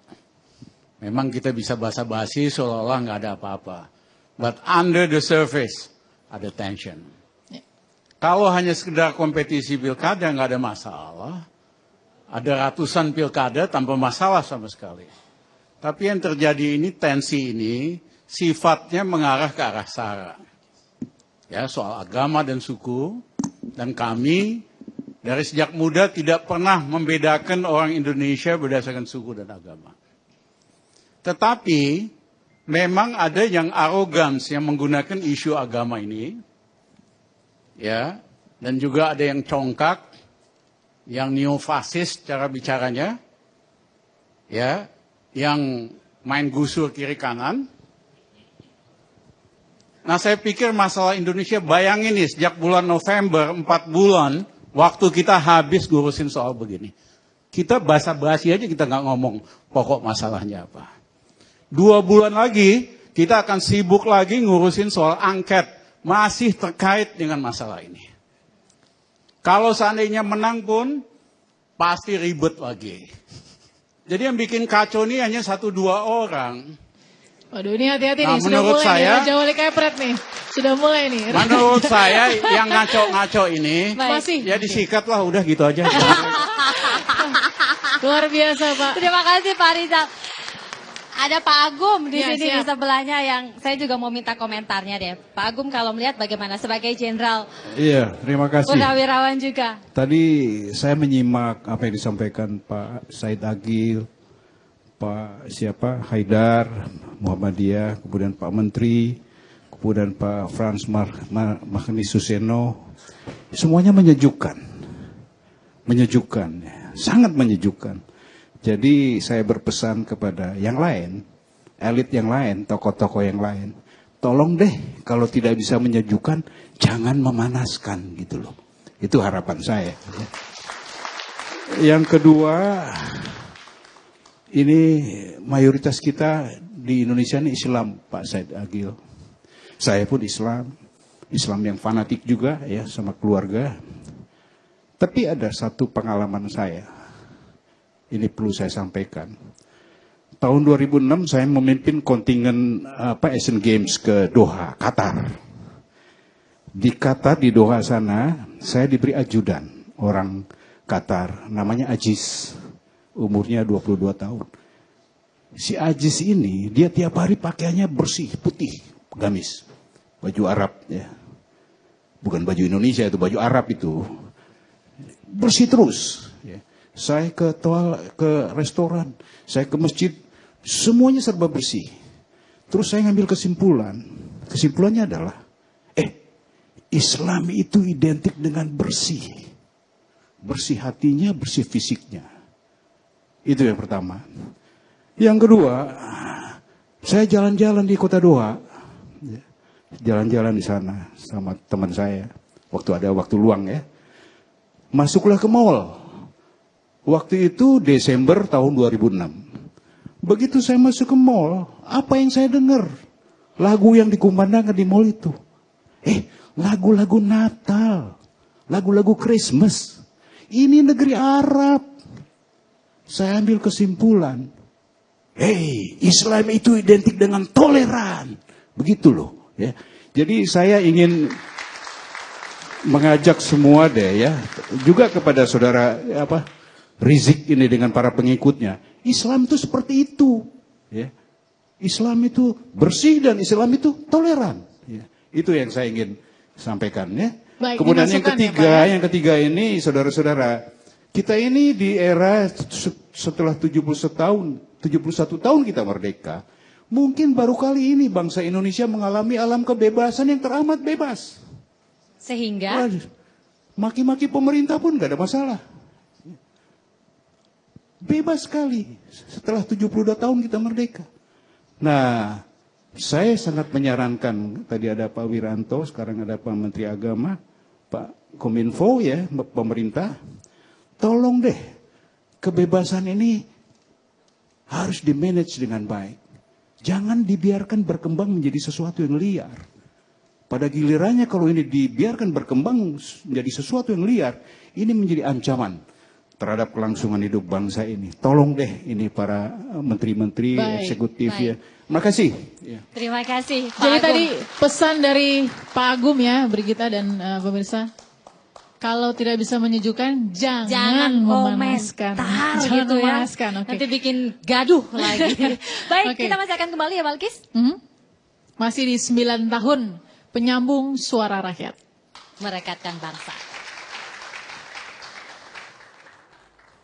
Saya Prabowo Subianto mengucapkan selamat ulang tahun untuk TV One yang ke-9. Semoga TV One... Terima kasih masih dalam rangka merayakan ulang tahun TV One yang ke-9 penyambung suara rakyat. Merekatkan bangsa. Kita bicara upaya merekatkan bangsa. Sekarang kita mau menengok dari sisi hukum tata negara. Bagaimana kemudian mengelola negara. Pak Mahfud, ini Pak Mahfud mesti bicara mengenai aturan. Iya, pasti. Tata negara itu sendiri merekatkan bangsa tanpa aturan tak bisa terekat ya Pak. Ya, baik.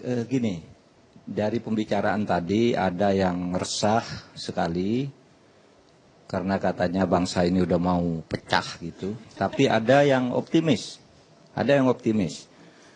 Kepada yang optimis memang saya sampaikan lebih dulu. Yang optimis itu memang sewajarnya optimis karena dasar ideologi negara Pancasila itu di Indonesia sangat kokoh dan tidak akan tergantikan. Sudah pernah dicoba diganti melalui berbagai pemberontakan bersenjata, itu mudah sekali ditiadakan. Sudah pernah dicoba melalui jalur resmi di konstituante, silakan kalau mau ganti Pancasila. Pemilu tahun 99 silahkan dirikan partai kalau mau mengganti Pancasila. Sesudah pemilu kalah juga yang mau mengganti Pancasila itu keseluruhannya kalau digabung itu cuma 12%. Yang lain tetap ingin ke Pancasila. Jadi dari sudut ini kita optimis, kita ini bersatu. Bagi Islam sendiri menjadi penunjang ini pluralisme berdasar Pancasila ini karena Islam sendiri mengatakan keberbedaan itu adalah fakta. Ciptaan Tuhan tadi sudah mengatakan ciptaan Tuhan walau sya'allahu la ja'alakum ummatan wahidah. Kalau Allah mau manusia ini satu aja kok. Ini karena Allah menciptakan perbedaan agar kamu bekerja dengan baik dan bekerja sama. Itu satu. Jadi jangan pesimis kalau soal kekokohan Pancasila. Tapi ya yang resah itu memang ada alasannya. Persoalannya tuh apa sih? Persoalannya tuh bukan soal perbedaan primordial yang menajam, tidak ada menurut saya. Tidak ada siapa coba yang mau sekarang tidak suka terhadap perbedaan itu. Umat Islam sudah jelas mendukung. Yang ada sekarang itu ada persoalan ketidakadilan, persoalan tidak tegaknya hukum, persoalan kesenjangan itu. Itu persoalannya. Kalau mau ngelola negara itu selesai. Tidak usah diskusi lagi tentang pluralisme, sudah selesai. Sudah diuji oleh tindakan gerakan bersenjata, sudah diuji oleh perdebatan konstitusional, sudah selesai. Nah, jadi persoalannya sekarang ini adalah kita mau menegakkan keadilan yang di berbagai lini itu lumpuh. Saya tidak katakan pemerintah saja, tapi di yudikatif, pengadilan, kepolisian, kejaksaan, dan berbagai lembaga lain. Nah, tapi ini sekarang begini, kalau kita bicara keadilan lalu dituduh, wah ini anti pluralisme. Apa hubungannya? Tidak ada. Kalau kita bicara penegakan hukum keadilan, tidak ada urusannya dengan Cina, tidak ada urusannya dengan non-muslim. Tidak ada, ini keadilan, ketidakadilan. Itu yang diperjuangkan. Nah, celakanya sekarang ini kadang-kala orang lalu genit gitu. Genitnya itu gimana? Kalau bicara keadilan tidak berani. Kenapa? Dituduh anti pluralisme. Iya tuh, orang sekarang teman-teman sendiri juga kalau kita bicara keadilan dikritik, diserang rame-rame. Ini anti pluralisme, padahal yang diperjuangkan itu keadilan. Bukan soal perbedaan, diskriminasi, perbedaan kulit, perbedaan agama. Keadilan yang kita perjuangkan. Nah, itu satu. Jadi sekarang ini banyak orang yang terserang penyakit gagah-gagahan. Kalau pluralisme itu lalu merasa hebat sendiri, dianggap orang lain tidak pluralis. Gitu, anti kebenekaan, itu omong kosong semua, enggak ada. Di bawah itu enggak ada itu urusan agama. Bahwa di bawah itu resah, iya, itu tapi bukan soal pluralisme, bukan soal perbedaan, bukan soal diskriminasi, gitu. Nah, itu juga kaitannya yang ditanyakan Pak Lukman tadi. Misalnya dalam hukum tata negara, dalam memilih pemimpin, bolehkah memilih berdasar agama? Boleh. Pasal 29, pasal 28, setiap orang berhak memilih, berhak dipilih. Konvensi internasional ya tentang hak sipil dan hak politik, ECOSOC menyatakan berhak memilih siapa saja berdasar ikatan primordial sekalipun karena itu hak. Nah, oke, itu undang-undang dasar. Mari kita lihat Bung Karno. Siapa yang merasa pengikut Bung Karno kadang-kadang tidak tahu bahwa Bung Karno itu memilih berdasar agama disuruh oleh Bung Karno. Gini ini pidato Bung Karno 1 Juni. Pak Bagus Hadikusumo, tidak usah nuntut negara Islam. Ini negara Pancasila. Tapi kalau orang Islam ingin agar di Indonesia ini keluar hukum-hukum Islam, rebutlah kursi-kursi kepemimpinan di Dewan Perwakilan Rakyat. Agar hukum-hukum di Indonesia ini masuk aspirasi Islamnya. Itu kata Bung Karno. Baca nanti pidato 1 Juni. Sebaliknya, hai kamu orang Kristen semua. Kalau kamu ingin di Indonesia ini ada letter Kristen di dalam pembuatan hukum, rebutlah kursi-kursi kepemimpinan agar pemimpin itu di Dewan Perwakilan Rakyat mengarahkan nilai-nilai Kristen itu. Saudara, jadi kalau bicara pluralisme itu jangan, kalau memang pengikut Bung Karno, inilah pidato Bung Karno, nanti coba dibuka sesudah pulang. Pidato Bung Karno 1 Juni tahun 1945 itu. Terus dengan begitu, jadi boleh sajalah memilih berdasar agama boleh, tidak memilih berdasar agama juga boleh.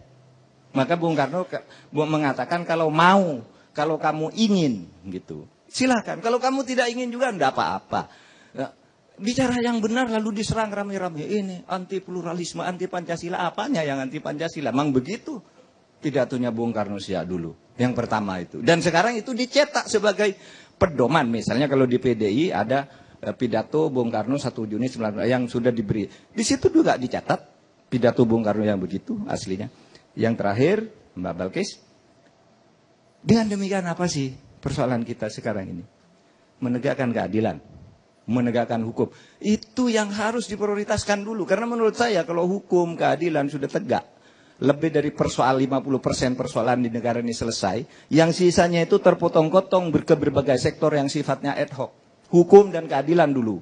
Kalau hukum keadilan sudah ditegakkan, miskin bersama-sama orang Indonesia itu tidak apa-apa kok. Ini kan sudah miskinnya tidak rata. Yang suka kaya sekali sini, ya marah dong orang. Bukan karena pluralisme, bukan karena apa gitu. Saya kira itu, karena kalau hukum tidak tegak, ini kuncinya. Kalau hukum tidak tegak akan terjadi public distrust. Tepuk tangan untuk Prof. Mahfud ya. public distrust. Terima kasih. Assalamualaikum warahmatullahi wabarakatuh. Waalaikumsalam warahmatullahi wabarakatuh. Kita akan mendengarkan juga berita. Ini suara dari wanita Nahdien, ya. Direktur The Wahid Institute, Mbak Yeni Wahid. Saya ingin dengar dari Anda, tadi sudah Prof. Mahfud menjelaskan soal bagaimana kita kondisi saat ini. Tapi kalau Mbak Yeni sendiri melihat wakil perempuan juga, di Nahdien juga, genting atau tidak genting atau seperti apa yang dirasakan? Pak Sutioso sayangnya sudah nggak ada ya. Mungkin kalau saya jadi Pak Sutioso saya akan bilang ini soal DKI ribut-ribut. Kalau nggak bisa nyelesain saya aja lagi deh yang jadi gubernur gitu. Gini, kalau saya cenderung setuju dengan apa yang dikatakan oleh Pak Mahfud tadi, bukan karena sama-sama kompak sebagai Nahdien juga, bukan. Namun karena memang esensi yang dibicarakan oleh Pak Mahfud, saya sepakat. Persoalan ketidakadilan menjadi persoalan besar yang bukan cuma melanda Indonesia, tetapi ini masalah global, masalah dunia. Dan persoalan ketidakadilan itu kemudian memunculkan berbagai dinamika di masyarakatnya, sehingga lahirlah kemudian pemimpin-pemimpin seperti Donald Trump yang mengeksploitasi isu-isu tersebut untuk kepentingan politiknya. Nah, jadi bukan cuma Indonesia. Di Eropa misalnya, sebentar lagi mungkin Marie Le Pen ya itu akan terpilih. Sama yang dieksploitasi adalah isu agama, juga isu imigrasi. Karena dianggap bahwa Eropa yang tadinya sangat kental nilai-nilai Judeo-Christianity-nya, kemudian sekarang imigran dari negara-negara Islam banyak sekali dan mengambil pekerjaan yang dulu dimiliki oleh kaum kulit putih. Ini membuat takut. Dieksploitir oleh politisi-politisi di Prancis, kemudian lahirlah partai ultra kanan. Nah, jadi ini fenomena bukan cuma di Indonesia. Di Myanmar misalnya, mayoritas warganya adalah beragama Buddha. Tetapi di sana ditimbulkan ketakutan oleh kelompok Buddha radikal bahwa masyarakat Muslim Rohingya ini sedang melakukan islamisasi secara masif sehingga Myanmar akan diislamkan. Akhirnya kemudian masyarakat takut dan melakukan intimidasi terhadap kelompok Muslim Rohingya. Jadi bukan Indonesia saja ini fenomena ini terjadi, eksploitasi persoalan agama dan lain sebagainya. Memang isu mendasarnya adalah soal social injustice, ketidakadilan sosial tersebut. Ini tantangannya. Namun saya melihat kalau Indonesia sebetulnya justru punya solusinya. Saya sangat optimistis bahwa Indonesia bisa justru menjadi inspirasi bagi banyak negara lain di dunia. Ketika negara lain masih berbicara soal bagaimana mengatasi multikulturalisme, bagaimana mengatasi perbedaan di tengah-tengah masyarakatnya, kita ini sudah mempraktekkan, sudah sejak lama, ratusan tahun sudah ada. Bhinneka Tunggal Ika dan Pancasila, itu formula menurut saya bagaimana kita bisa mengatasi persoalan-persoalan perbedaan di antara kita. Nah, jadi saya optimis sekali bahwa justru bangsa kita lah yang bisa memberikan contoh bagi bangsa-bangsa lain di dunia. Dalam Pancasila ada nilai-nilai tentang keadilan sosial, ada nilai-nilai tentang kemanusiaan, ada nilai-nilai tentang musyawarah. Nah, kalau sekarang mungkin kadang-kadang kita lupa untuk musyawarah, ya itu mungkin sekedar dinamika politik saja. Tetapi saya yakin sekali bahwa kita justru memiliki kearifan yang luar biasa yang sudah tertanam dan sudah kita praktekkan secara secara real di tengah-tengah masyarakat kita. Dan ini bukan kewajiban pemerintah saja untuk bisa memimpin bangsanya ya menghadapi tantangan-tantangan bangsa. Karena pemimpin itu ada dua macam, bukan cuma pemimpin formal tetapi juga pemimpin informal. Di sini banyak sekali pemimpin-pemimpin informal, Kiai Said Agil Siraj, Agim dan lain sebagainya, pemimpin-pemimpin informal yang mempunyai pengaruh di masyarakat. Kita semua punya tanggung jawab bagaimana mengarahkan masyarakat kita untuk bisa berperilaku lebih sejuk, mengutamakan kesatuan bangsa dan bukan malah gontok-gontokan. Luar biasa, sejuk. Baik. Pak Kani tadi sepertinya sudah ingin mengomentari apa kemudian disampaikan oleh Pak Mahfud berkaitan mengenai tata negara ini, bahwa sebenarnya pluralisme itu sudah bukan jadi masalah. Silakan Pak Karni. Sebetulnya bukan itu yang saya mau tanggapin, tapi penegakan hukum yang dibilang Pak Mahfud itu sudah hampir 50 tahun saya teriakan. Satu-satunya kelemahan kita, baik dari zaman Orde Baru sampai adalah law enforcement. Kenapa korupsi merajalela, kenapa pungli merajalela. Tadi zaman dulu itu penegakan hukumnya nggak jalan. Lah penegakan hukum ini untuk korupsi mungkin ada kelihatan bagus. Cuma ada yang dituntut lagi oleh publik adalah kesamaan. Tidak jangan ada lagi istilah tajam ke bawah tapi tumpul ke atas. Jangan lagi ada istilah bahwa ini tebang pilih gitu. Dan apalagi jangan sampai terjadi kalau pemerintah sendiri yang melanggar hukum, itu akan lebih celaka bagi masyarakatnya. Karena ketika pemerintah melanggar hukum, maka rakyatnya akan mengambil hukum sendiri-sendiri. Dan akan berujung menjadi anarkis. Ini harus dijaga benar oleh pemerintah ke equal atau kesamaan dalam hukum tadi. Dan jangan pemerintah sampai terjadi melanggar hukum. Agar kita tidak sampai menjadi sebuah negara yang ujungnya akhirnya anarkis. Saya kira pengalaman 90.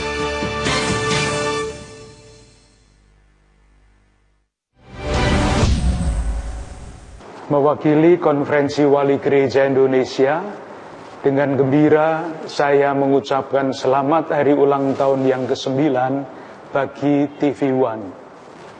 Semoga di tahun-tahun yang akan datang, TV One tetap dan semakin menjadi TV berita yang menyajikan berita-berita, informasi-informasi yang terdepan, terpercaya, dan menjadi penyambung suara rakyat. Dikemas di dalam jurnalisme damai dan jurnalisme makna. Sekali lagi, selamat.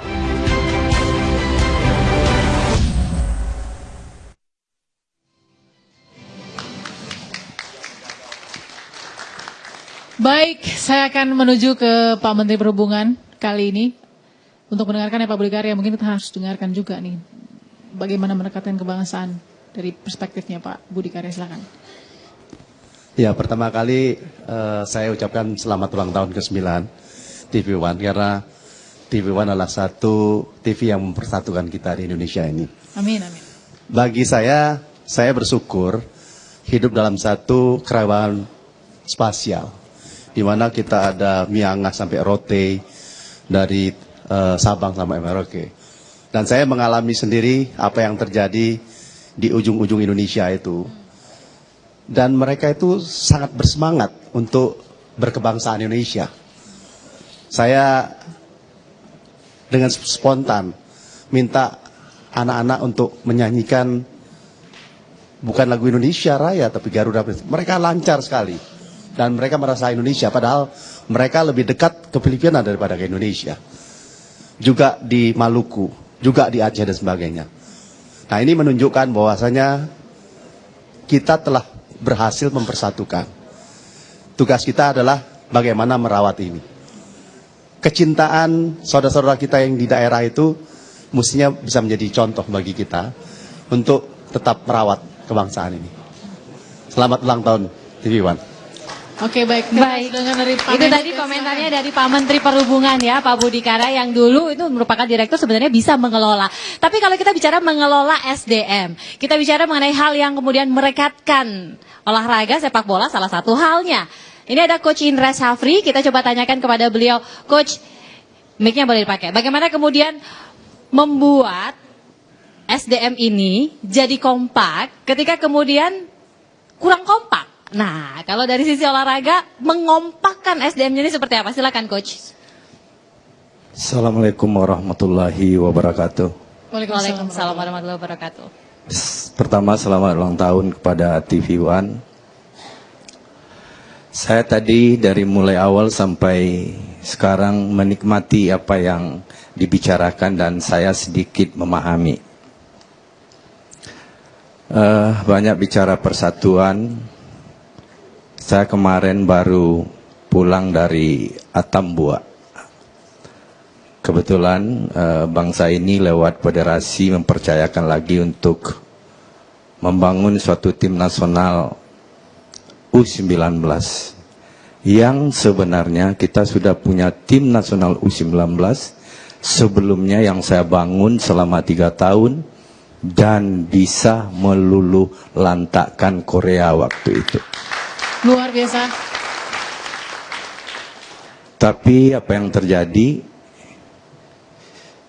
saya pernah menyampaikan juga ke beberapa orang teman, Indonesia ini negara hebat yang tidak mau hebat sebenarnya. Kita waktu itu tinggal selangkah lagi untuk menuju Piala Dunia. Tetapi karena sesuatu hal tujuan kita untuk mencapai satu langkah itu terganjal dengan bersamanya pemikiran atau yang berkembang tadi tidak adanya kesatuan untuk mencapai suatu tujuan itu. Saat saya ke Atambua pun saya ditanya oleh media, Coach, kenapa ke Atambua? Jawaban saya singkat, Atambua itu Indonesia juga. Bukan masalah terpilih atau ada tidak adanya pemain di situ. Tetapi bagaimana perhatian kita juga harus memberikan kanal untuk mereka untuk menjadi pemain tim nasional Indonesia. Sekarang semua provinsi saya minta ke federasi, alhamdulillah federasi sekarang sudah aman dan sudah tidak disangsi FIFA lagi. Supaya memberikan kesempatan kepada semua anak bangsa untuk menjadi salah satu pemain tim nasional Indonesia. Hubungannya dengan persatuan adalah kesempatan itulah yang akan membuat mereka merasa memiliki bangsa ini atau PSSI-nya kalau di sepak bola di kami. Terus yang kedua, bicara persatuan, mungkin manajemen permainan sepak bola itu pantas untuk ditiru. Karena di situ ada penyerang, ada penjaga gawang, ada tugasnya yang menyerang, ada tugasnya yang bertahan, ada pelatih. Kalau kita ingin tujuan di sepak bola itu bikin gol, pelatih jangan jadi pemain. Penyerang jangan jadi kiper, kiper jangan jadi penyerang gitu. Untuk itu persatuan itu nggak bisa akan terwujud kalau tidak ada yang menyatukan dan yang ingin bersatu. Yang menyatukan itu harus ada magnet yang kuat menurut saya. Suatu pimpinan yang benar-benar bisa menjadi magnet yang orang bukan karena takut kepada dia, tapi karena dia memang perlu diikuti.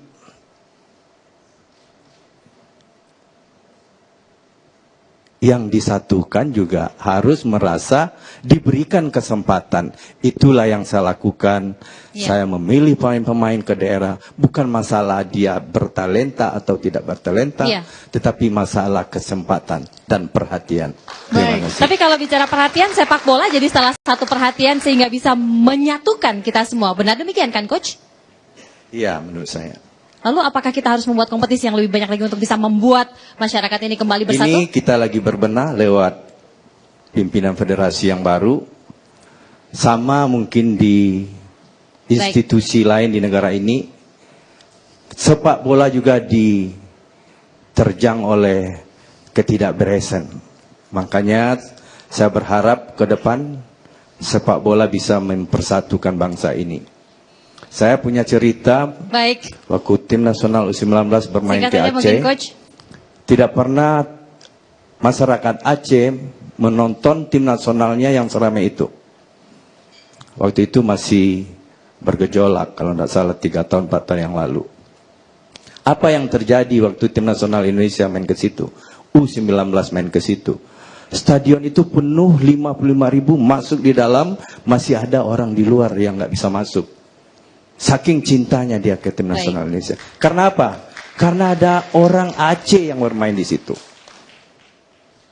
Bukan karena hebatnya tim nasional U19, bukan itu. Tapi karena ada orang Aceh di situ. Jadi kalau membangun tim nasional, harus menunjukkan keindonesiaannya. Terima kasih. Baik, terima kasih Coach Indra Syafri. Baik, ini saya ingin sapa, karena kita sibuk dari tadi persatuan lahiriah ya, persatuan batiniahnya kurang nih. Ini wajib kita disejukkan. Halo A. Halo A.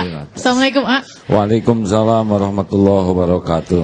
Jadi gimana supaya kita nggak sibuk dengan persatuan lahiriah, lupa sama persatuan batiniah? Alhamdulillah, selamat ulang tahun dulu ya. Semoga TV One jadi TV yang dewasa. Amin. Karena jadi tua itu nggak usah pintar-pintar amat, jadi tua itu jadi sendiri. Tapi jadi matang dan dewasa ini perlu proses yang sangat serius. Di Indonesia banyak yang jadi tua, termasuk saya.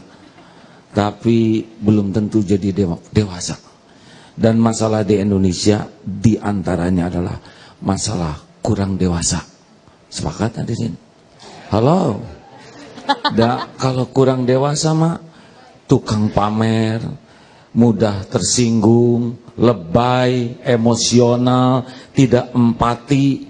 Ini jadi masalah. Jadi masalah kita tuh rasanya banyak yang kurang dewasa padahal punya amanah yang sangat strategis di negeri ini. Bukan berarti saya udah dewasa ya. Teruskan. Jadi masalah itu sebetulnya tidak ada yang bahaya, Pak. Yang bahaya itu salah menyikapi masalah. Ujian di sekolah tuh nggak ada yang bahaya. Orang tidak lulus karena salah jawabannya. Halo? Sepakat? Nah jadi saya tidak terlalu cemas dengan masalah di negara ini. Yang dicemaskan kita nggak ngerti masalahnya apa. Dari tadi saya rada serem, ini masalah konflik agama. Asa enggak Pak. Beneran. Saya ikut aksi-aksi itu, Bapak dengar sendiri bagaimana begitu yang mau ke katedral, yang mau nikah dengan sukacita. Kita jaga, kita iring-iringi, dan nggak ada beban di hati kita. Jadi salah tuh yang menganalisa ini masalah agama. Enggak tuh. Ini mah masalah satu seperti kata Pak Mahfud, ada rasa gitu ya. Ini ada yang rada kurang adil nih. Nah ini nyesek di sini. Yang kedua masalah akhlak sebetulnya Pak, dan masalah gorengan. Jadi digoreng sekarang segala urusan teh Pak. Masa Twitter saya digoreng Pak sekarang? Kurang apa coba Pak? Cuman ngomong. Kalau orang tidak bisa mengendalikan lisannya, maka akan bisa jadi sumber masalah, bukan jadi sumber. Waduh, digoreng tuh ribuan. Digoreng jadi apa? A? Ya tong pipiluan katanya. Ulama kok jadi tukang kompor. Lah kan udah wajar suruh ngejaga lisan, benar. Jadi masalahnya sekarang itu ada grup gorengan, Pak. Apa namanya, the bulliers atau apa tuh ya? Tapi nggak apa-apalah, mungkin mereka kerjaannya itu. Dan nggak akan berkurang kemuliaan dengan dibully. Ya, nggak apa. Justru mereka walaupun enak Pak, tapi ya mudah-mudahan mereka dapat hidayah. Dah, pokoknya sekarang saya mau sederhana, dari tadi teori semua. Jadi harus gimana? Satu, kalau saya mau boleh ngasih saran, nggak usah banyak nuntut orang lain, berubahlah. Mending tanya, saya itu bagian dari masalah atau saya bagian dari solusi? Semua orang, termasuk Pak Jokowi, Pak Menteri-Menteri ini, saya, maaf ya Pak Pras, Pak Mahfud, siap Pak? Ya, Pak Karni, apalagi tenang-tenang, biar bahaya tuh bicaranya ya. Saya juga sama mikir Pak, Ari Agim teh bagian dari masalah di negeri ini atau bagian dari solusi? Karena nggak bisa kita memperbaiki orang lain kalau kita nggak kenal siapa diri kita sendiri. Sama Pak Ahok juga kalau bisa, saya tuh bagian dari solusi atau bagian dari masalah. Kalau orang udah berani gitu aja, kita punya perasaan ke depan akan rada bagus. Tapi kalau ini harus ini kayak teori-teori garing Pak. Teori itu dari dulu juga udah ada. Garing itu kering ya. Kriuk-kriuk atau? Ya seperti sekarang pembawa acara gitu. Ini bagian dari solusi atau bagian dari... Saya kan dari tadi lihat ke sini terus ya. Maaf ya Mbak. Bapak lihat sini jaga pandangan Pak. Menteri Agama lihat ke sini. Teruskan jangan. Teruskan. Ah. Yang kedua tuh Pak, kita harus mikir. Jadi perbedaan tuh nggak ada masalah Pak. Benar-benar saya bisa melihat di bawah itu ya. Enggak tuh kita dengan yang beda agama nggak ada masalah sama sekali. Yang jadi masalah adalah emosi nih menghadapi perbedaan. Kan udah diciptakan Allah kita berbeda Pak.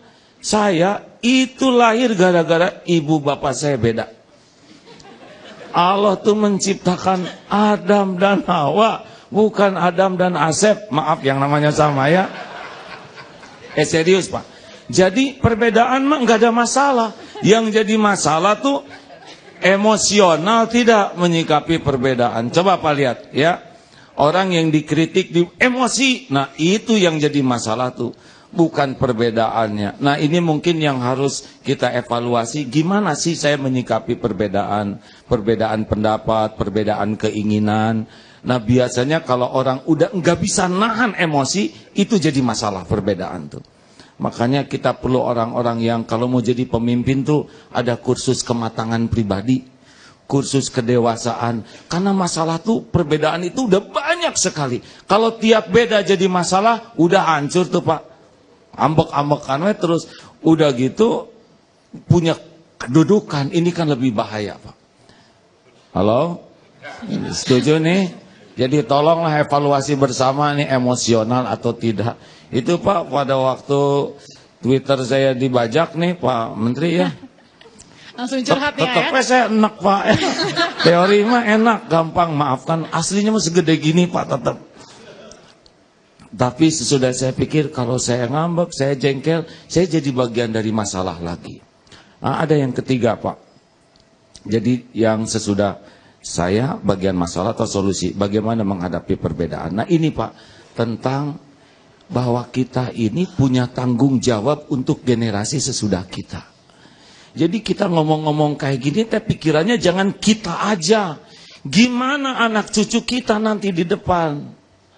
Jangan hanya sibuk mikirin rumah kita, kesenangan kita.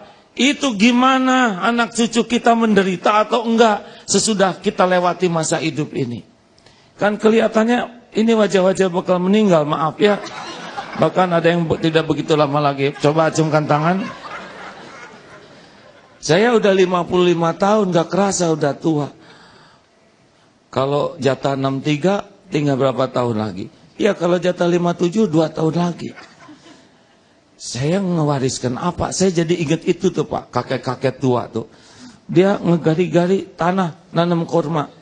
Sampai gemeter gini Pak. Ditanya, kakek udah tua, nanam kurma. Kurma tumbuh, kakek meninggal. Kapan makan kurmanya? Apa kata kakek ini ke khalifah? Khalifah. Bukankah kita makan kurma sekarang jasa dari orang-orang terdahulu yang sudah tiada?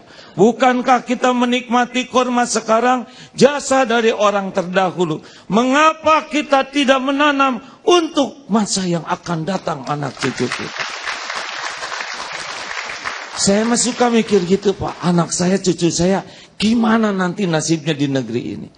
Nah, makanya Bapak Ibu, mumpung diberi amanah, jabatan, kedudukan, apalah topeng-topeng yang gak jelas kayak gitu di dunia sebentar ini ya. Jangan centil, itu kan cuma topeng, benar. Jabatannya sebentar, hisabnya berat. Pikir apa warisan kita buat generasi yang akan datang. Sepakat hadirin? Nah, khalifah terpesona. Ya Allah, kata khalifah tuh, ini kakek benar. Bukankah saya sekarang dapat kerajaan juga? Warisan dari pendahulu saya. Kakek benar. Pengawal, ambilkan uang. 2 kantong dirham, dinar.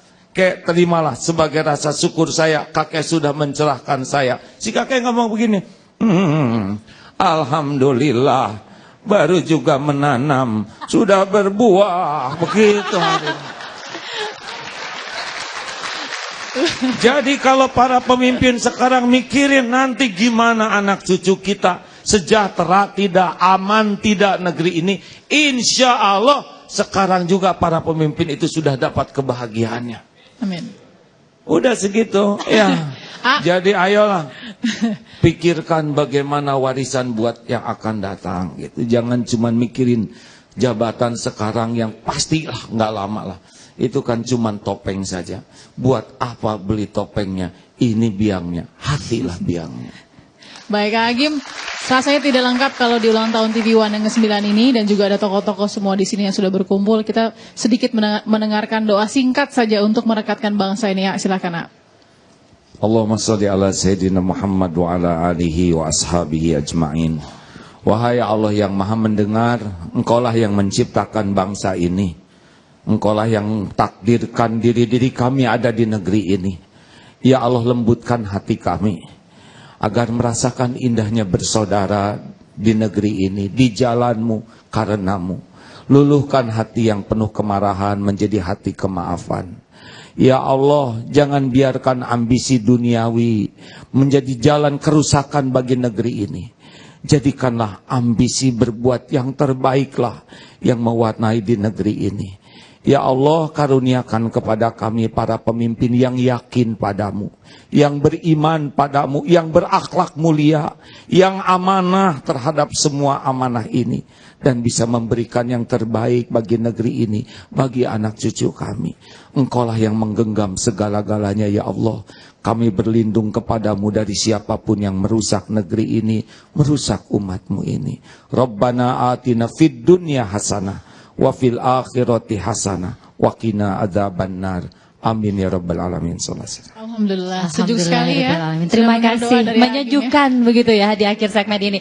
Tetapi kami mengucapkan terima kasih kepada seluruh narasumber yang sudah hadir. Kami mohon maaf apabila ada dari narasumber yang belum mendapatkan kesempatan untuk bicara pada episode ulang tahun kita pada Tapi pasti komitmen TV One juga Bapak Ibu yang sudah hadir di sini adalah narasumber kita yang tentunya akan selalu ada di layar TV One begitu ya. Betul sekali.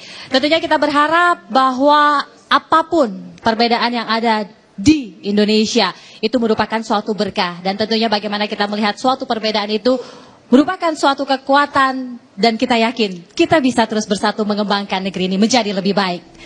Dan untuk itu kita juga langsung saja menutup acara kami hari ini dengan perayaan 9 tahun penyambung suara rakyat merekatkan bangsa ini. Mudah-mudahan TV One terus melebarkan sayapnya dan juga panjangkan langkahnya untuk menjadi penyambung suara rakyat. Baik. Saya Balkis Manisa dan saya Brigita Manhara mengucapkan terima kasih atas segala perhatian dan kebersamaan Anda. Selamat malam sekali lagi. Terima kasih untuk semua atensi yang sudah Anda berikan selama ini kepada kami, dan kita sambut penampilan terakhir dari Rio Febrian, Hussein Idol dan juga Trias Band.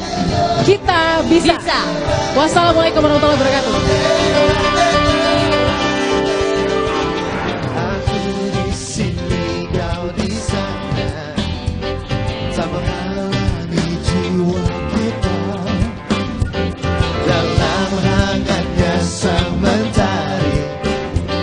Satukan jiwa dan hati, berpegang tangan dalam mimpi yang sama, tunjukkan kepada dunia kita bisa, kita pasti bisa. Kita akan raih bintang-bintang, kita bisa jadi yang terdepan, bersatu bersama dalam satu irama, dapat meraih kejayaan.